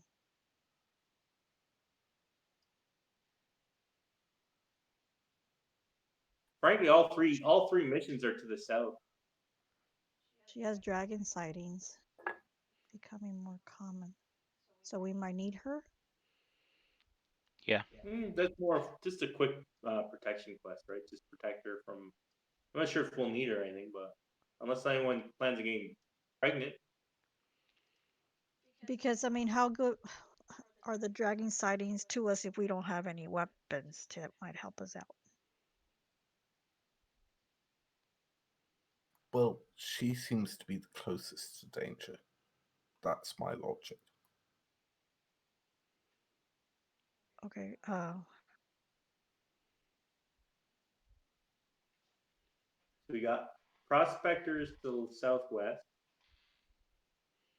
Right, but gnomes to the southeast,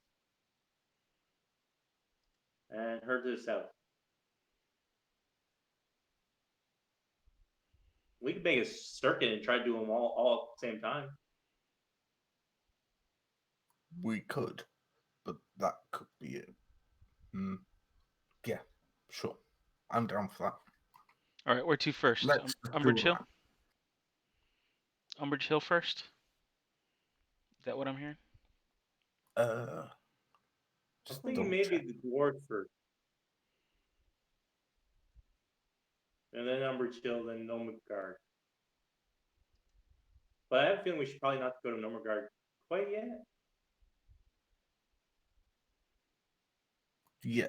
Uh, southeast. But I have a feeling our gnomish friend here might have some reservations going there.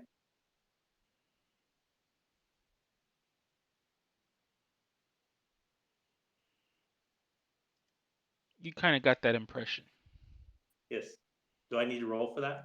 No, I think that was fairly I obvious. I got the impression. I'm not sure if my character got the impression. I think it was fairly obvious.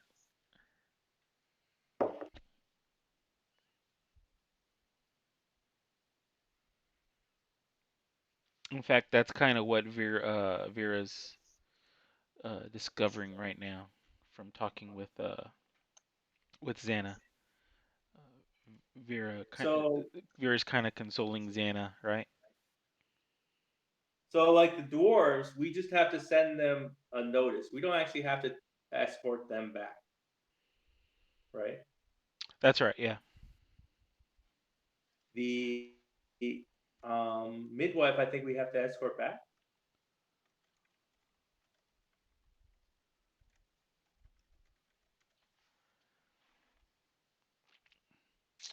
You may or may not need to. I think does the mission say escort her back or warn her? Um,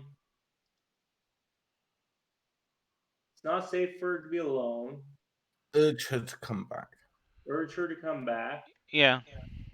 and once she's safe, we'll get the reward. So that kind of sounds like escort back to me. Yeah. Uh, of the two, the midwife seems the softer target, if that makes sense. Like, they're more likely to get caught off guard. A bunch of dwarven prospectors I expect to be able to hold their own Hmm. for a while. Well, But they're this is just prospectors. Tarquin's on Not the moment necessarily fighters. thoughts. Yeah. All right. Where to?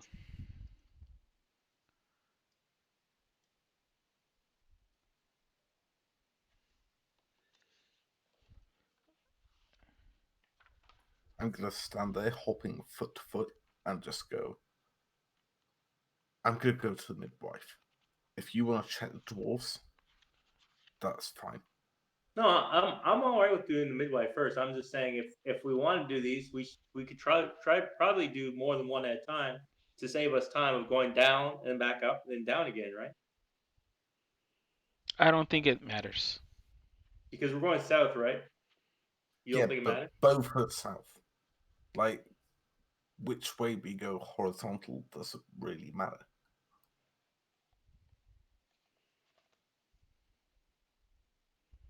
So yeah, let's go visit the midwife then. I'm all right with that. All right.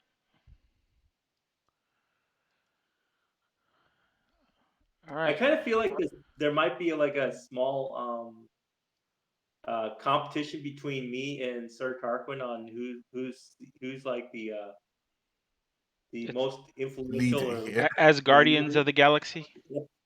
Yeah. And I'm just tagging along Mhm. because I disagree with both. But then this is I'm just tagging along. Tag along.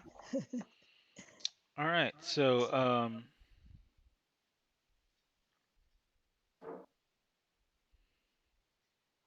let's see.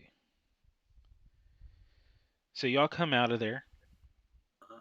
Uh-huh. They came out of there, and Vera, you and Xana are there, and again, Xana was kind of pretty much telling you what you already kind of guessed that Xana's not anxious to go back to Nomengard just yet, since that's where she's from. She's kind of worried that they're gonna try to convince her to stay if she goes back.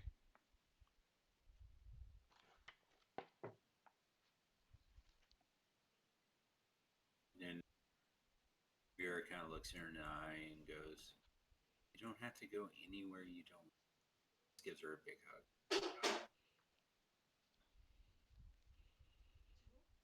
To Xana.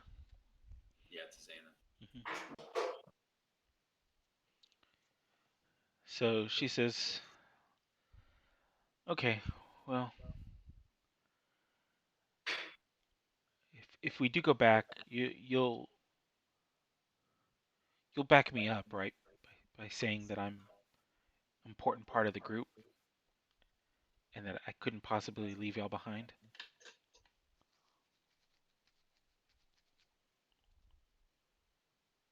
Of course I will.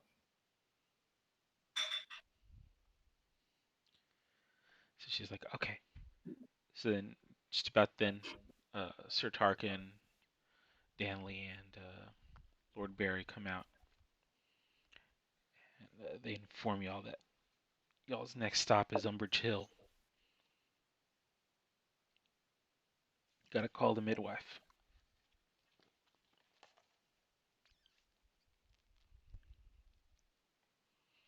When Xana hears this, she kind of lets out a little bit of a relief sigh, right? And she's like, Yeah, great, let's go.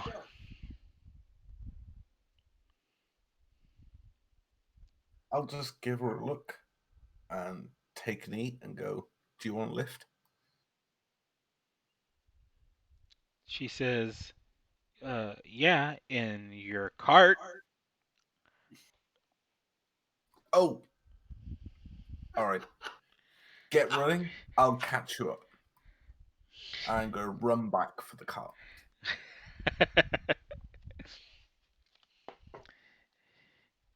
she says,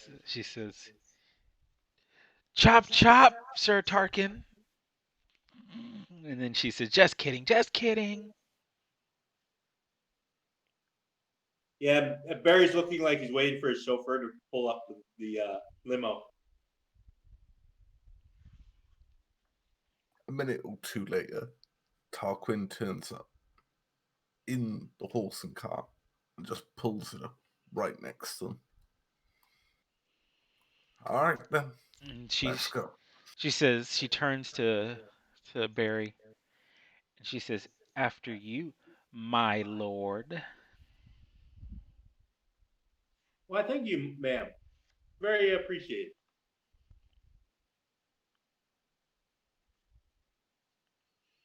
And she jumps on right behind you.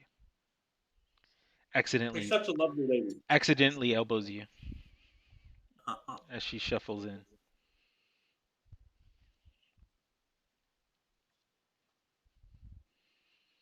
Come on, Vera. Come on, Danley. All Vera aboard! admits. All hands on deck. All right, so y'all head onto the road.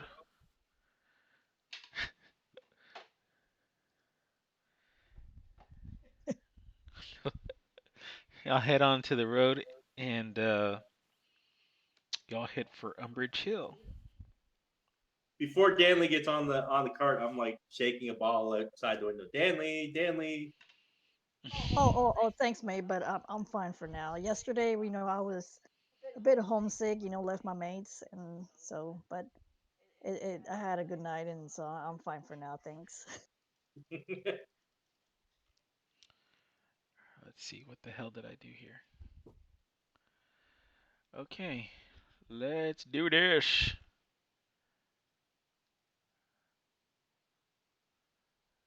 Uh, that's not it. Whoop. You're like, no, not that again.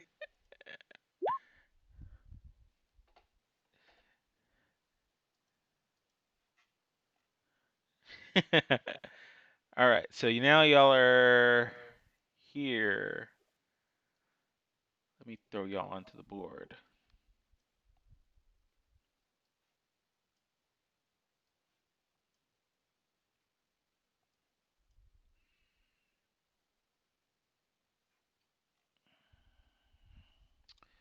Built on the slope of Umbridge Hill is an old stone windmill surrounded by an iron fence. Y'all picked it.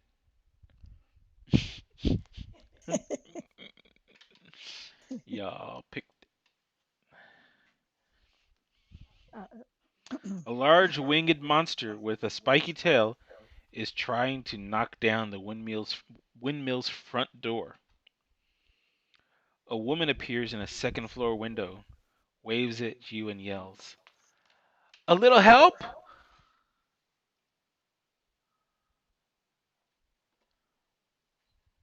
Doing our Vera, best. uh, Vera looks at Tarquin, and goes, "We have to help her somehow with our limited abilities." Just to double check, can you ping again, Aaron, where she was? She's inside this structure. And I'm guessing this is all uphills. Yep.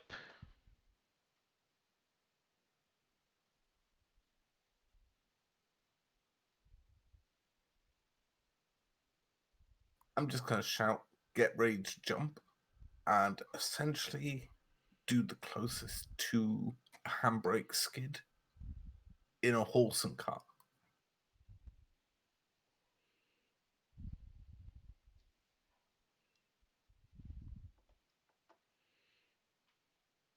All right. Let's get a cart on here. Let's see if I can find a cart. Should be one.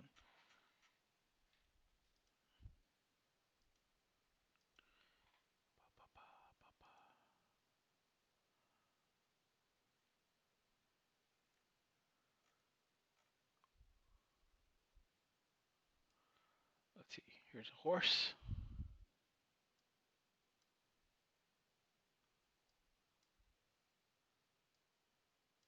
And is there a cart? A cart? A cart?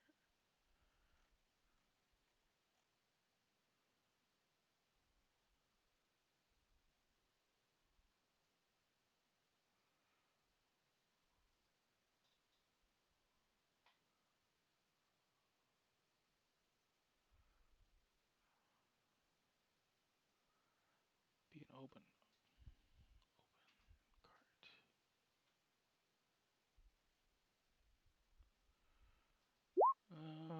One of these, I guess, is fine.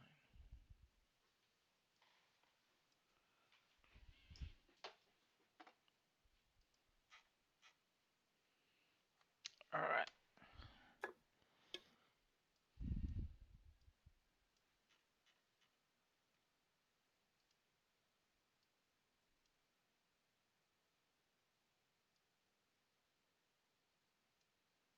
That about right. And this horse. I hate the stupid rotation thing gets covered up by the token. Yeah, it's pain in the butt.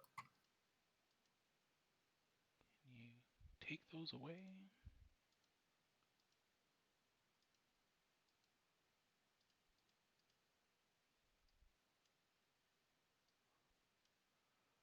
Really? Come on. Gosh. It's a giant horse.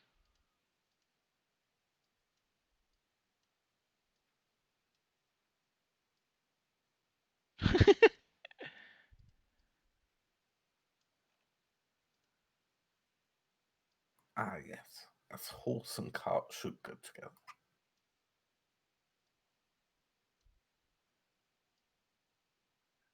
Let's just put him right here. Whatever. Advanced group. All right. There's your horse and cart. Let's see if I can. Oh, come on. What the fuck?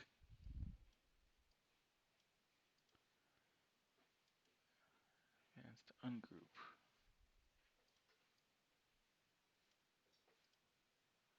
All right, whatever.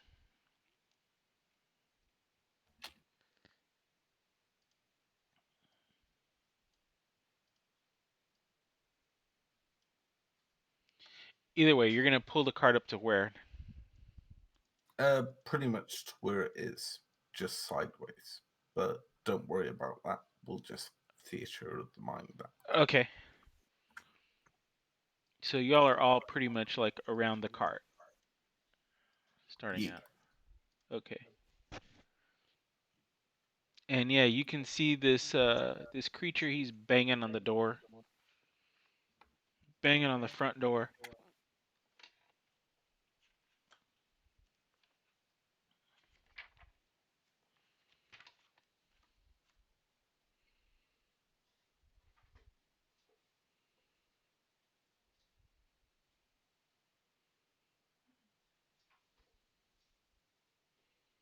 Are we in turn order yet?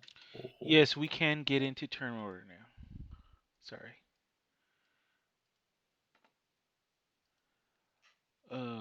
find his stat block.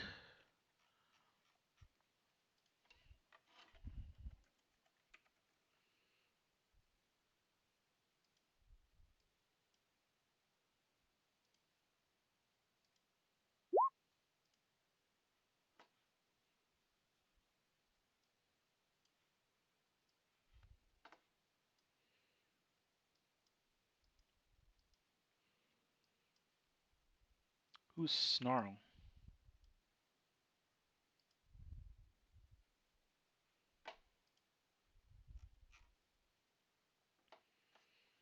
Was that Snarl already there? Or is that somebody who's rolled? Who rolled a 15? Not me. That's a DM thing. Really? What the hell is that? I don't remember no Snarl. Okay, let me just delete that.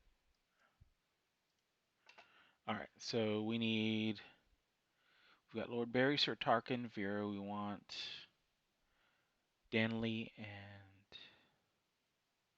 I've got to roll. Sana. And I've got to roll for Xana. So Danley, go ahead and roll for initiative.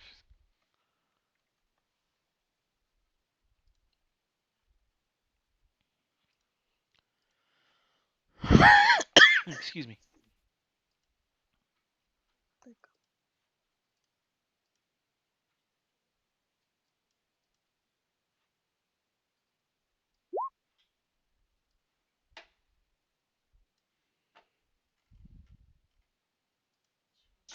Is it supposed to pop over here?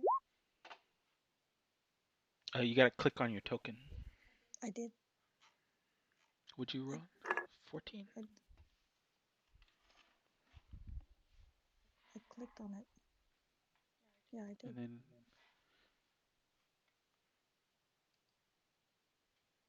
did it pop up yet?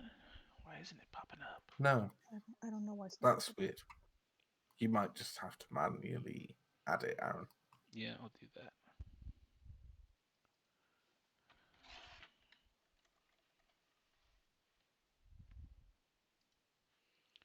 And then what was her first initiative roll? 14?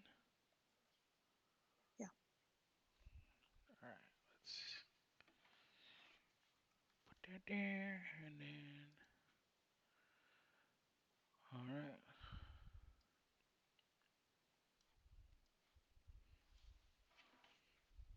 Alright, so Xana's first on the initiative order.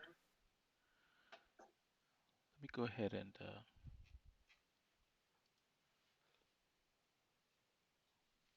yeah, okay.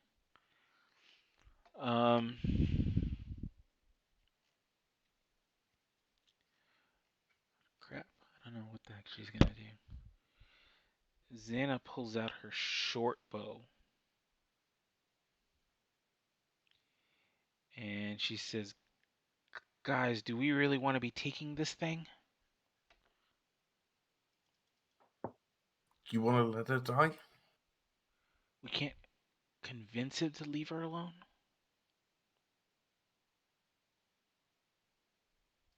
Oi!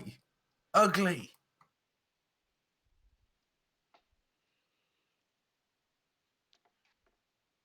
So let's see. She's gonna call out. She says, "Yeah, hey, ugly, leave her alone. What did she ever do to you?"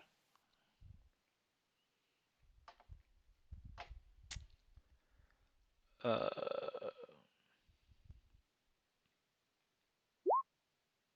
she'll go ahead and do a persuasion. 7.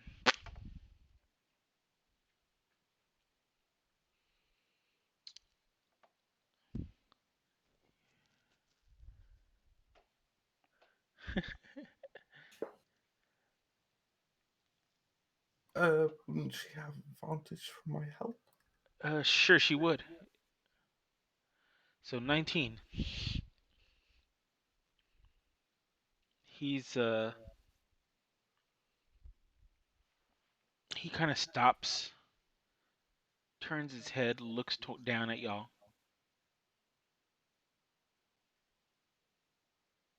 And he says,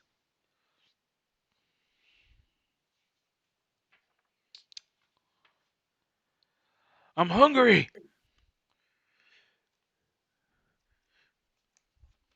I need food.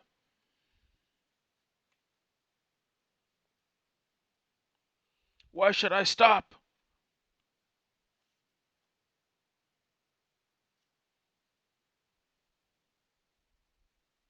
Chew on me instead. What's that, man? Chew on me instead.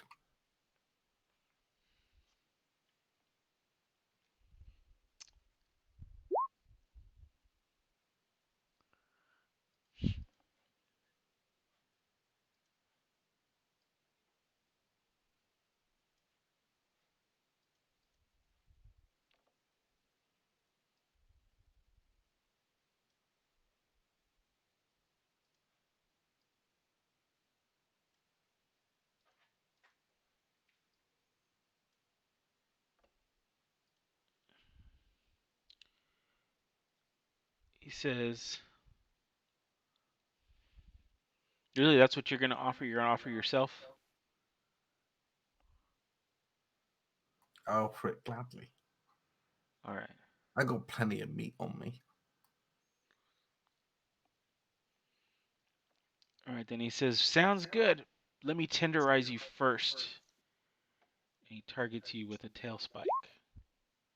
Does a 13 Miss. hit you? All right. Bounces off the shield. All right. Um. So now it's Danley.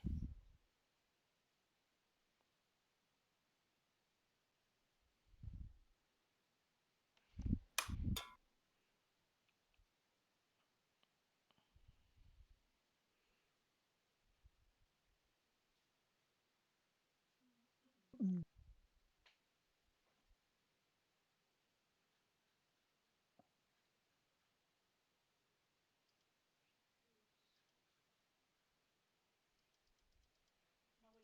Forward. No, Xana kind of hung back and was, but has her bow out. She was kind of screaming towards the Manicore to leave her alone. And the Manicore is decided to leave the midwife alone. But now Sir Tarkin has offered himself up instead as food to the Manticore.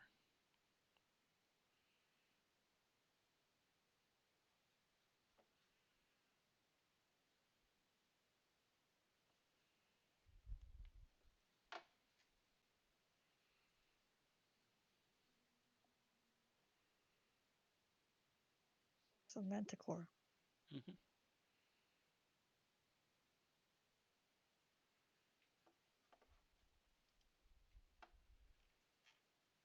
Uh,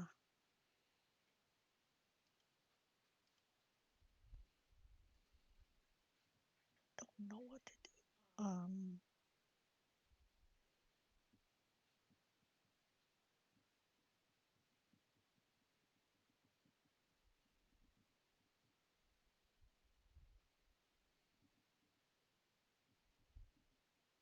I don't think it'd be a good idea for me to just.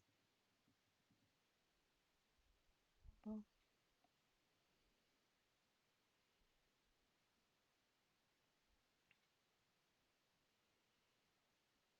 sword. Or is that a bad idea? What do y'all think, guys?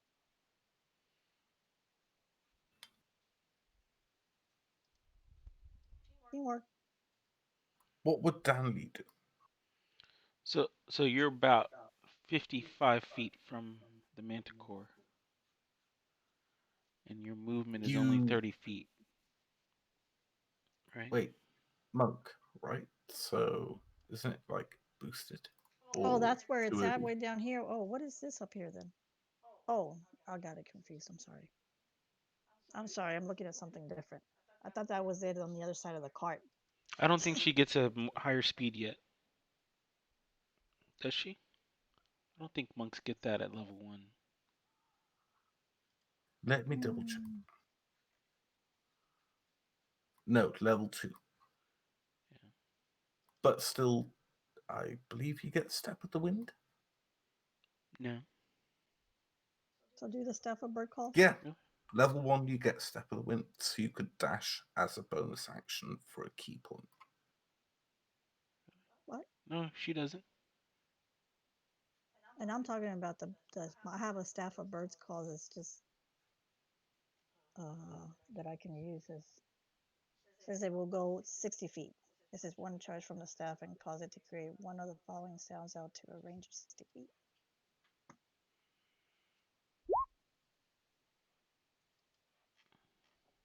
I am right here. Yeah, that's also level 2, I think. Yeah. Oh, it is the what? No, The staff of. what Toby was saying. Oh, what Toby was.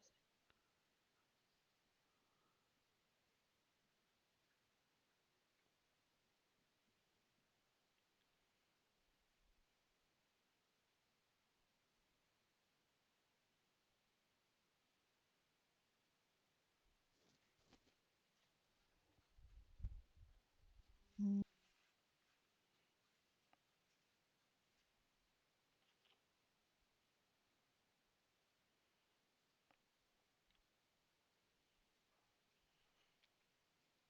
Is there any water around here? Nope.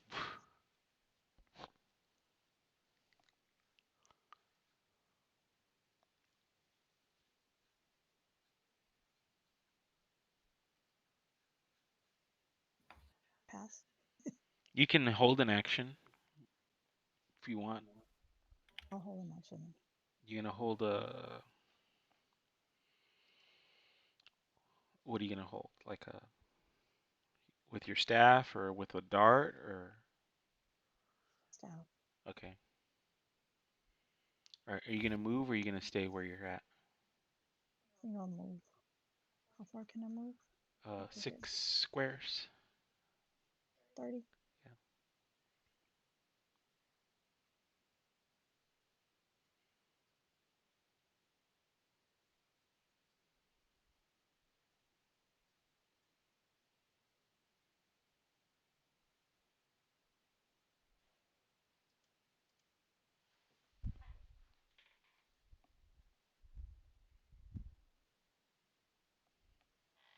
Here. Okay. All right. Vera. Vera is going to get between Core and Sir Tarkon. Say, Mr. Manicore, maybe we can interest you in a tasty horse instead of one of my party members. Give me a persuasion roll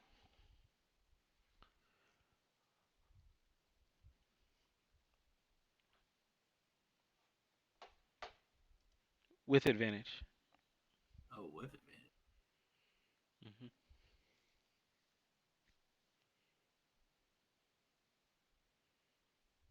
Oh,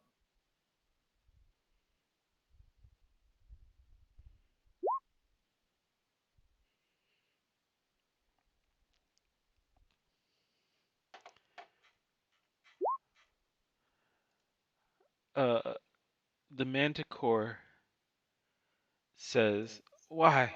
That's a very thoughtful. Thank you so much, ma'am.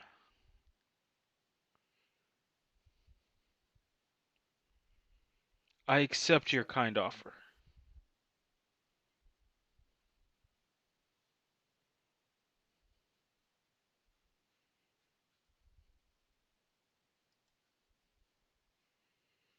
Lord Barry?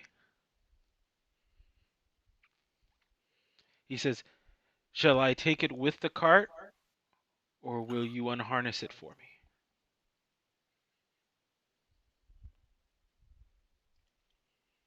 And then you hear, and then he kind of holds his tummy. He's like, "Excuse me."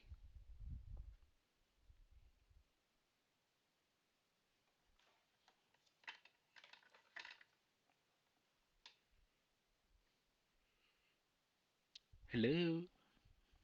me? Well, now it's up to Lord Barry. You've persuaded the Manticore has accepted your offer. Vera?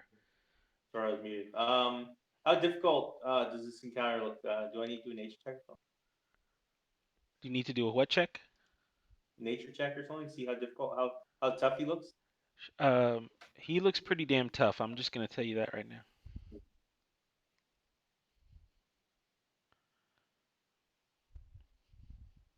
Mm,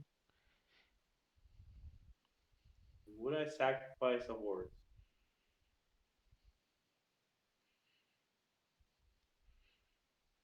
It's not just a horse.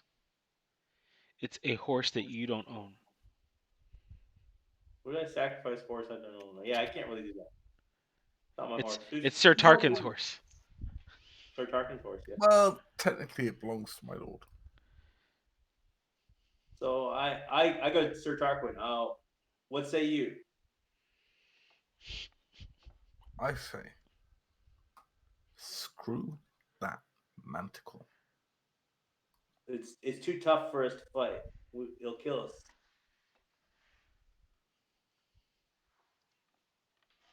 You really think so? Yes, I'm sure of it.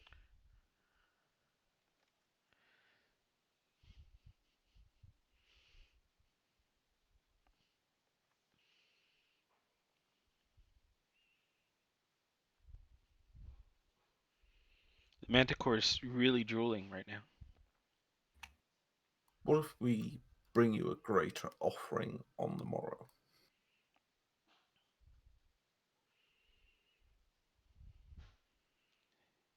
And you I leave her be. since I am not getting a direct answer from Sir Tarquin right now, I'm going to take cover behind the wagon Okay. and then take the dodge action, and that will Okay. be my turn. All right. All right, Sir Tarkin. You're trying to continue to parlay with the Manticore? Yeah, All right. So what is your offer? we'll bring you 2 horses on the morrow.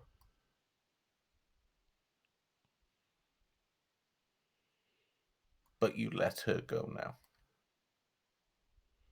Unacceptable. I have no guarantee that you'll return.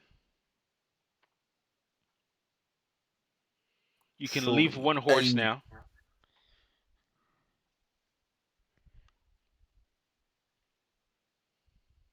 surely a beast of your stature should be able to track us quite easily.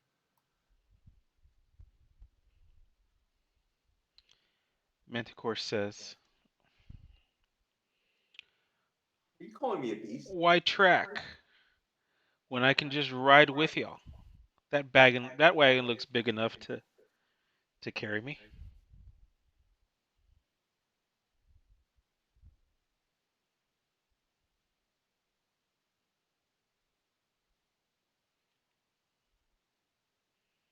I'm telling you guys, we might be able to get a manticore as our mount, our flying mount. All we need to do is feed him a horse a day.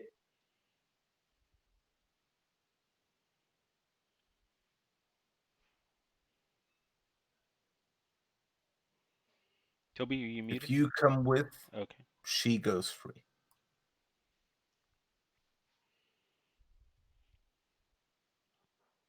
Are you unwilling to part with that horse right now?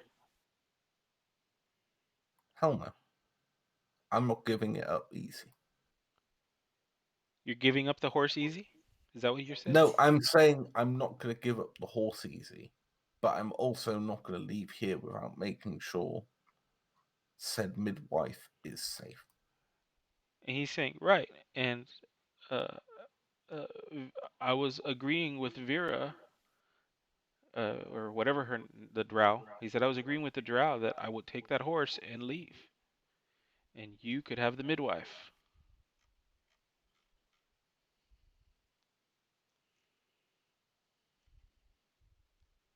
I'll step back, unhitch the horse, Mhm. and sort of gesture it towards the manticore, as much as it pains me to do so. All right, give me an animal handling check, please. Oh, apologies, no +3. All right. It's still good enough. So let's see. Can I get that horse? So you unhitch the horse. The manticore takes the horse in its claws, flies away. He tells you, "Thanks. Me and my mate are going to really enjoy this. We're both starving." He says, "If you do feel like offering me another horse, I wouldn't mind. I'll come back here tomorrow." Sure. I'm telling Meet you, us a at horse a day midday. might give us a free mount.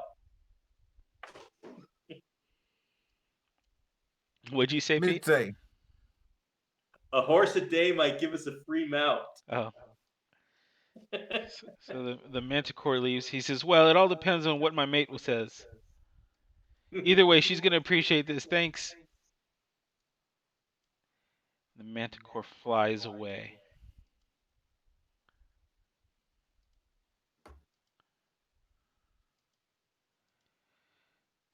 Xana says, "Wow.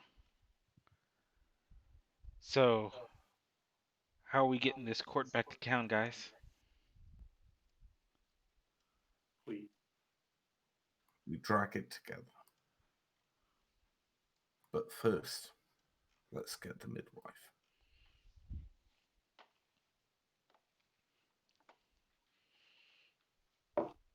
All right. So, I say we just leave the wagon here. I don't think there's any use for it right now. We don't have a horse. she comes out and she's like, "Wow. Y'all just gave up the horse like that, huh?" Well, it was the horse for you. She puts out her cigarette, kind of grinds it into the ground. And she's like, I guess that's a good point. Thanks." And she goes up to Sir Tarkin and she's like, "Sorry about your horse." It's fine. I'm glad you're safe.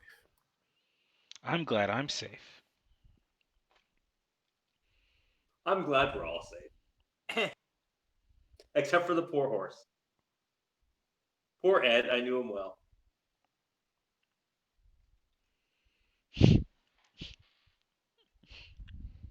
Not well Helm enough, will, apparently.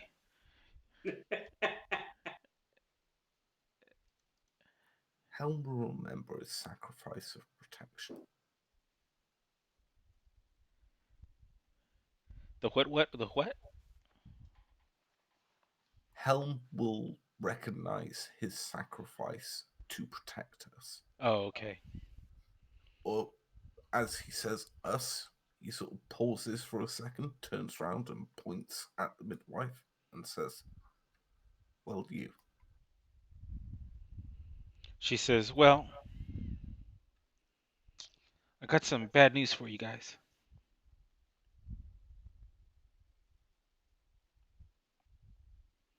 You don't know how to pull a cart? No? Um, she says, if you'd like, she says, "I'd be happy to watch the cart for you because I'm not going anywhere." Damn it. She says, "The manticore's gone now. It's not coming back. Why do I need to leave?" It's going to come back tomorrow. And it's going Yes. to want more. And more again. It needs to be ended. And it's made. She's like, "Oh, psh. That manticore caught me unawares. I'll be ready for it when it comes back."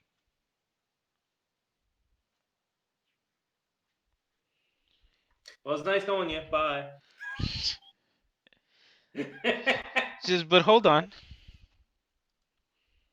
She said, "Where are my manners?" She says, "Here, follow me inside for a cup of tea. Or do y'all not do that sort of thing where y'all are from?" Sure, I would love a cup of tea. Tea will Yeah, I'm work. going to use a divine sense as she walks away. Okay, what does that do? Posted it in chat.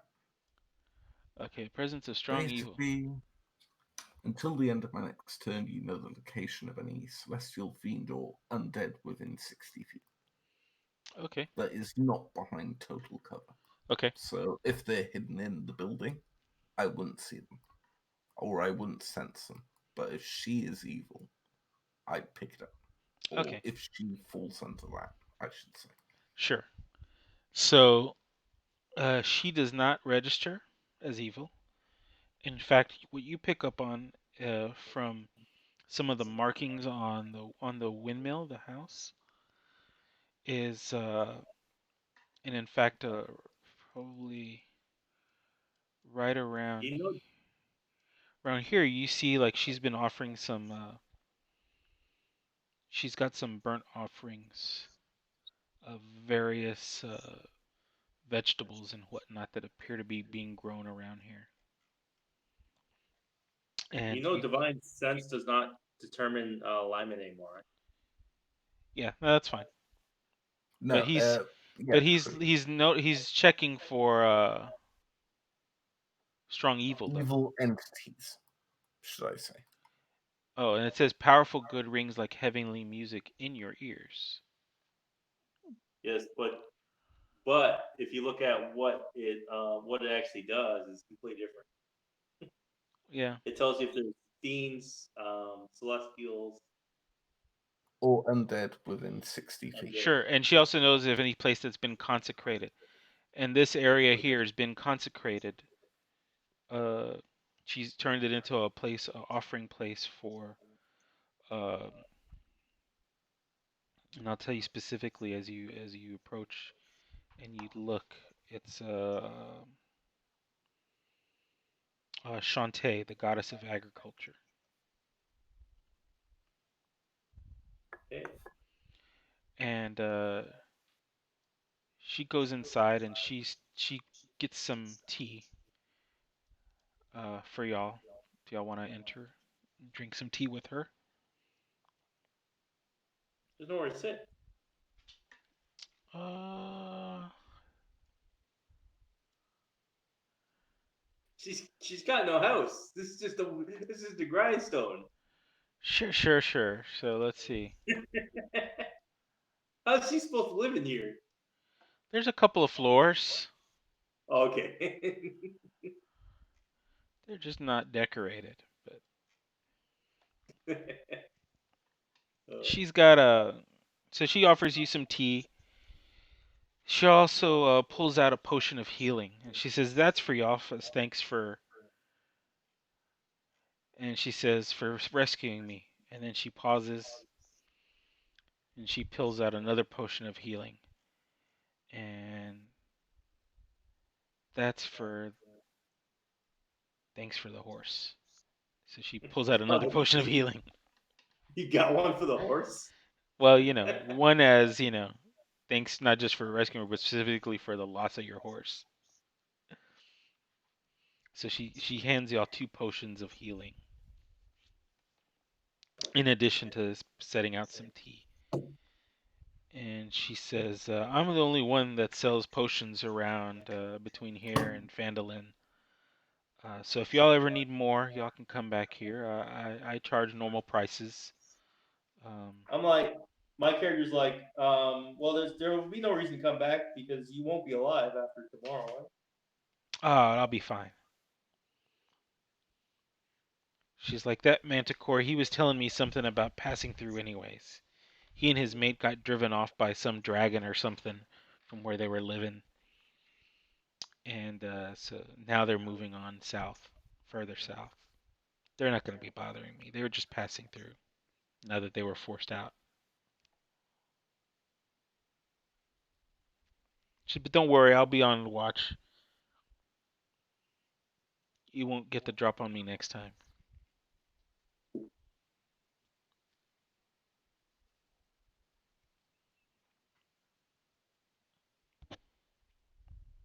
Even if they don't stop here, there'll be trouble further down the Sword Coast. Best to nip it in the bud. Oh, and you don't think a white dragon's going to hurt you very much either? white dragon would kill me So in it's a white minutes. No, dragon? I was telling you, her. Yeah, and she says, so it's a white dragon? From what I heard, Oh, interesting. not the Manticore, the dragon that's flying around. So that reminds me, is that why y'all are here? To buy potions of healing? I got no We money. were here to get you back to town. Says who? Says your Elder friend. The elders of what? Lieutenant Dan. Lieutenant Dan. Oh, he's been so jittery ever since that mishap with Bubba.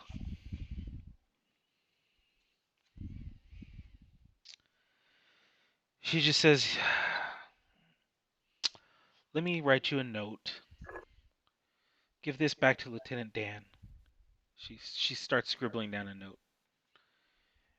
Basically says, "Lieutenant Dan, Adabra Gwyn here. Thanks for your concern. Everything's fine. I don't have to worry about a dragon.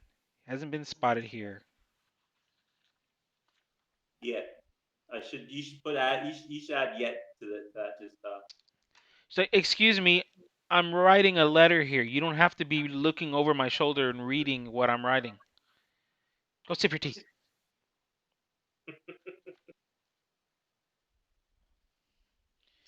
Everybody's a copy editor. Jeez. Um,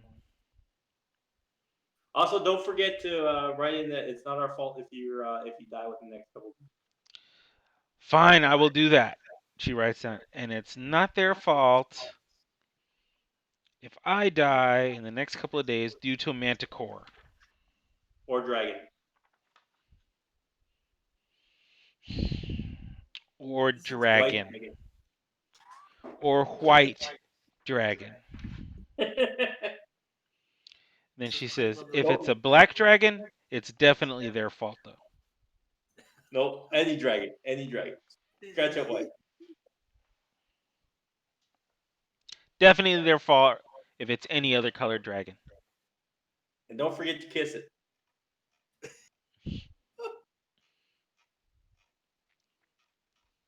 Uh, Vera just looks at her and goes, "This is quite lovely tea. What do you use to make it?" Oh, it's a special mix of 11 herbs It's and spicy. spices.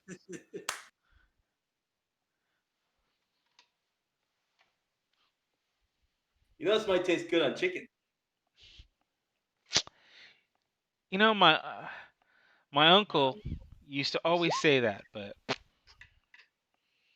what did that old colonel know, anyways? Did you get eaten by a dragon? No.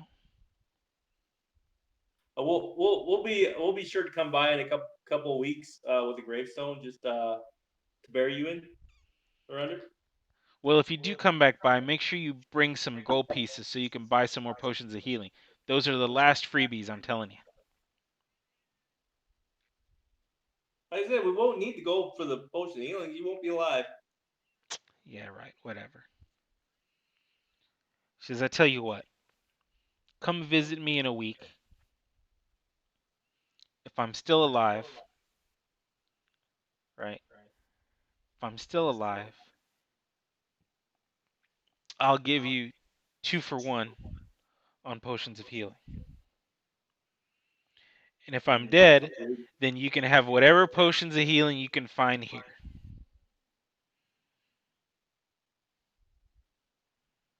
I'll believe when I see it. Oh, I'm like, I go to like Sir Tarquin. How long do you think it takes a engraver to do a headstone? Last one I commissioned took 2 weeks. So we'll be back in 2 weeks. She's like,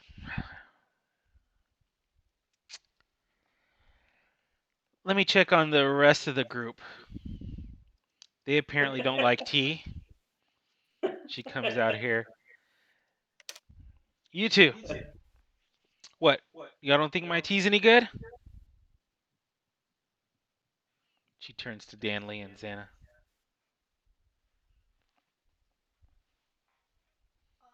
Sorry, mate, I'm not much into tea. What are you into? Rum. You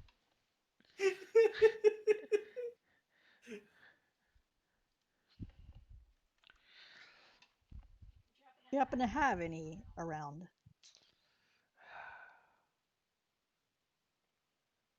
Actually, I do. Very generous. She goes off. She finds a stash of rum, bottle of rum. She brings it to you. When she passed by, I Hmm. apologize for my companion. He's a bit of a She's a bit of a what? os, os. Oh, Art. Say it properly. So I go Tarquin. Maybe we should check on those dwarves. Maybe they'll be more acceptive of living a little longer life. To be honest, I'm half tempted to knock her out and drag her back to town. Just to make sure she's safe. These manticores can't be trusted. You know, it's probably easier to knock her out than would have been to kill that man for. So yeah, doesn't sound like a bad idea. Only issue is, if we leave her in town of her own accord, she'll just come back here. Well, that's not our problem. We've done our mission, right?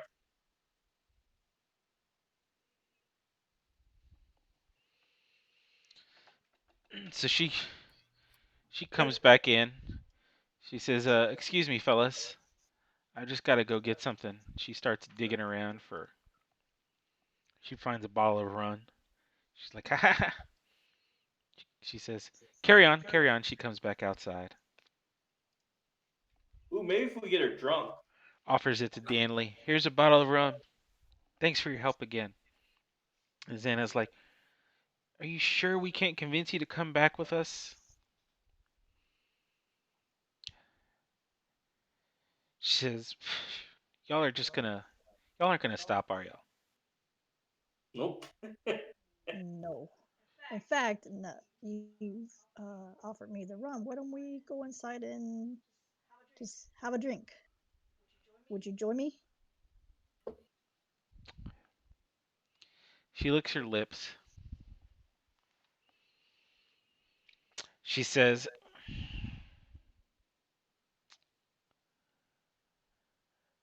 "Y'all are gonna pay for my room at the inn." I can cover it. Most definitely. She says, "And I'm only gonna be there one night. I'll talk to the elders. You'll get your reward, and then I'm coming right back."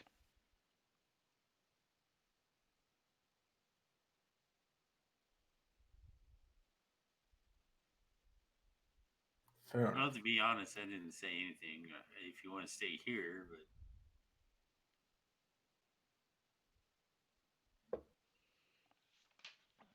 I'm not going to stop you.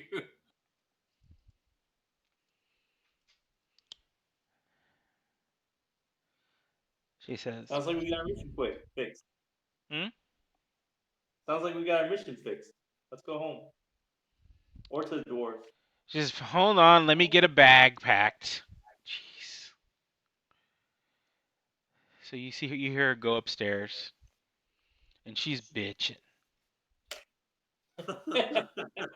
You can hear her bitching from like 3 floors up, 2 floors up.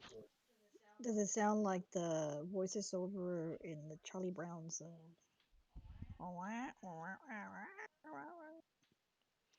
That's yeah, that's how it sounds in the. Actually, it sounds more like dolphins. Oh, because it's laden with curse words.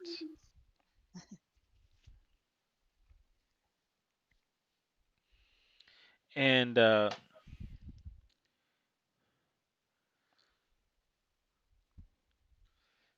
she says, she screams out, and she's like, "I've got to leave in a couple of days, anyways, because I got to check on somebody who's almost due."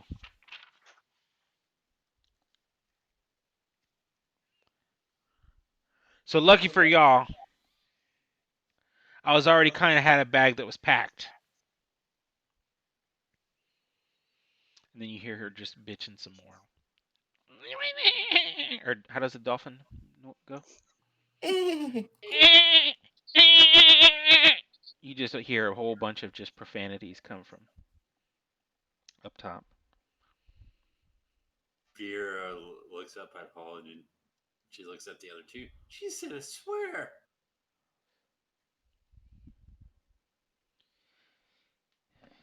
She comes Oh, back you down can just eventually, and she's like, "All right, let's go." And she gets on board the cart, and she's like, "Start hauling."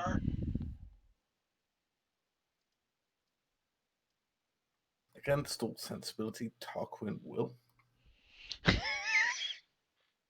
He will attempt to pull the cart. You heard the lady. Yeah, it pretty much is going to take all of you to pull the cart. Vera goes to help Tarquin pull the cart. Xana gets up at the front where she would be steering y'all, and she's like, "I'm going to need to guide y'all. Y'all are going to not have any coordination whatsoever unless I'm guiding y'all." So she kind of takes the reins, which of course are not connected to anything because they were like unattached, maybe even slashed as a result of your haste to give the horse up to the manticore.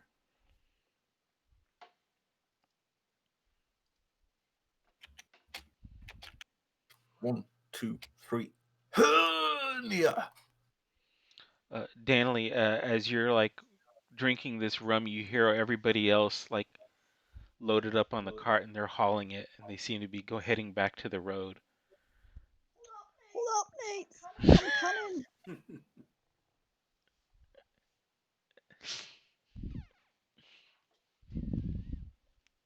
Give us a hand.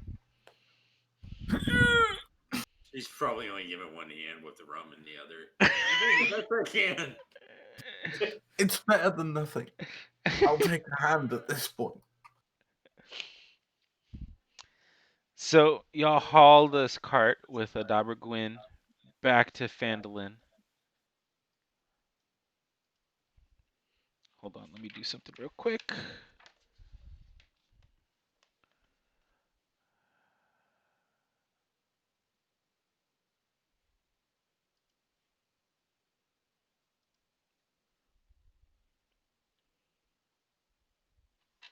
Wait, what?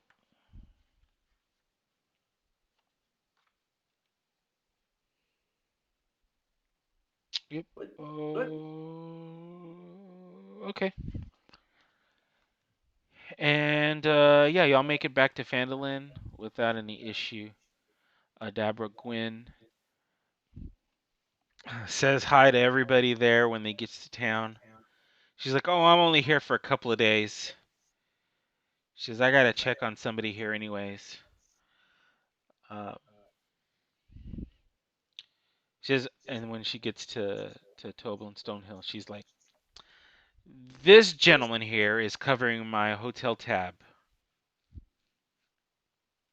She points over at actually, she says, "These gentlemen." She points over at both Lord Barry and And Mike is like Sir rubbing Tarkin. his temples, like you gave us so much house, and you're going coming to town the next couple days anyways. You could have just came in a couple of days early, and you just had to give us all this hassle. Hey, if I had, who would have paid for my my inn? if I just come I on my am. own? Lieutenant Dan. Lieutenant Dan, he's been such a grouch lately.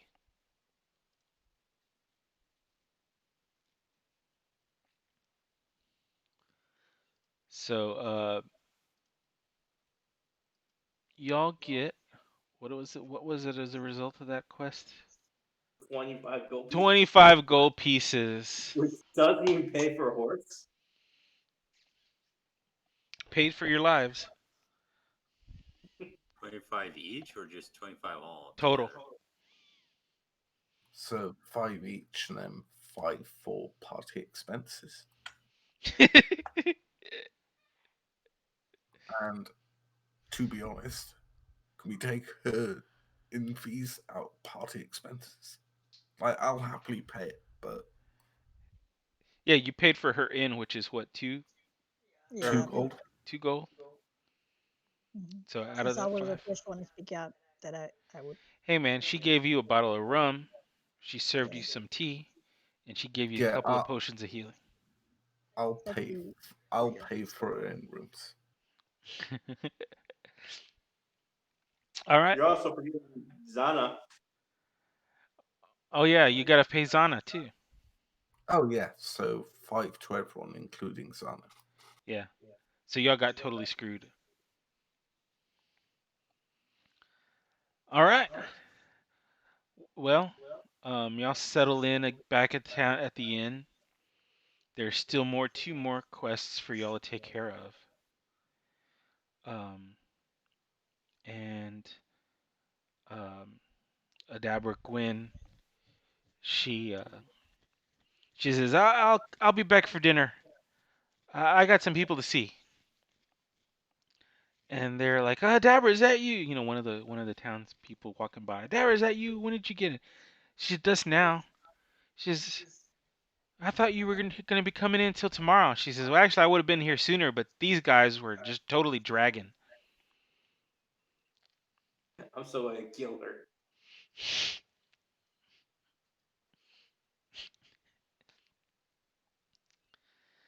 So that's it for tonight's adventure. I think we're good for now, and we will resume this in the new year. Does that sound right? Sounds right. Yeah, Hmm. Um, stream wise, and this campaign will start in the new year.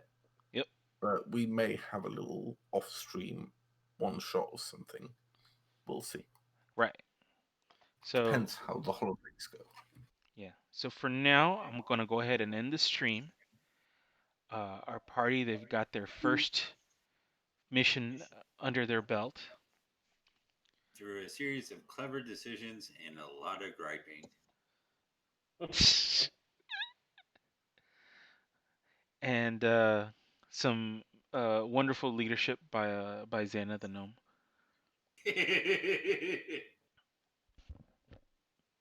He's like our Without adventure Vanna, agent. we'd be dead. He's like our adventure agent or something, like who commissions jobs and stuff. And yeah, so that's it. This is the Sword Coast Shenanigans episode 1. We hope everybody enjoyed it. And we'll be back in 2021 for episode 2. In the meantime, continue to mask up as you go out.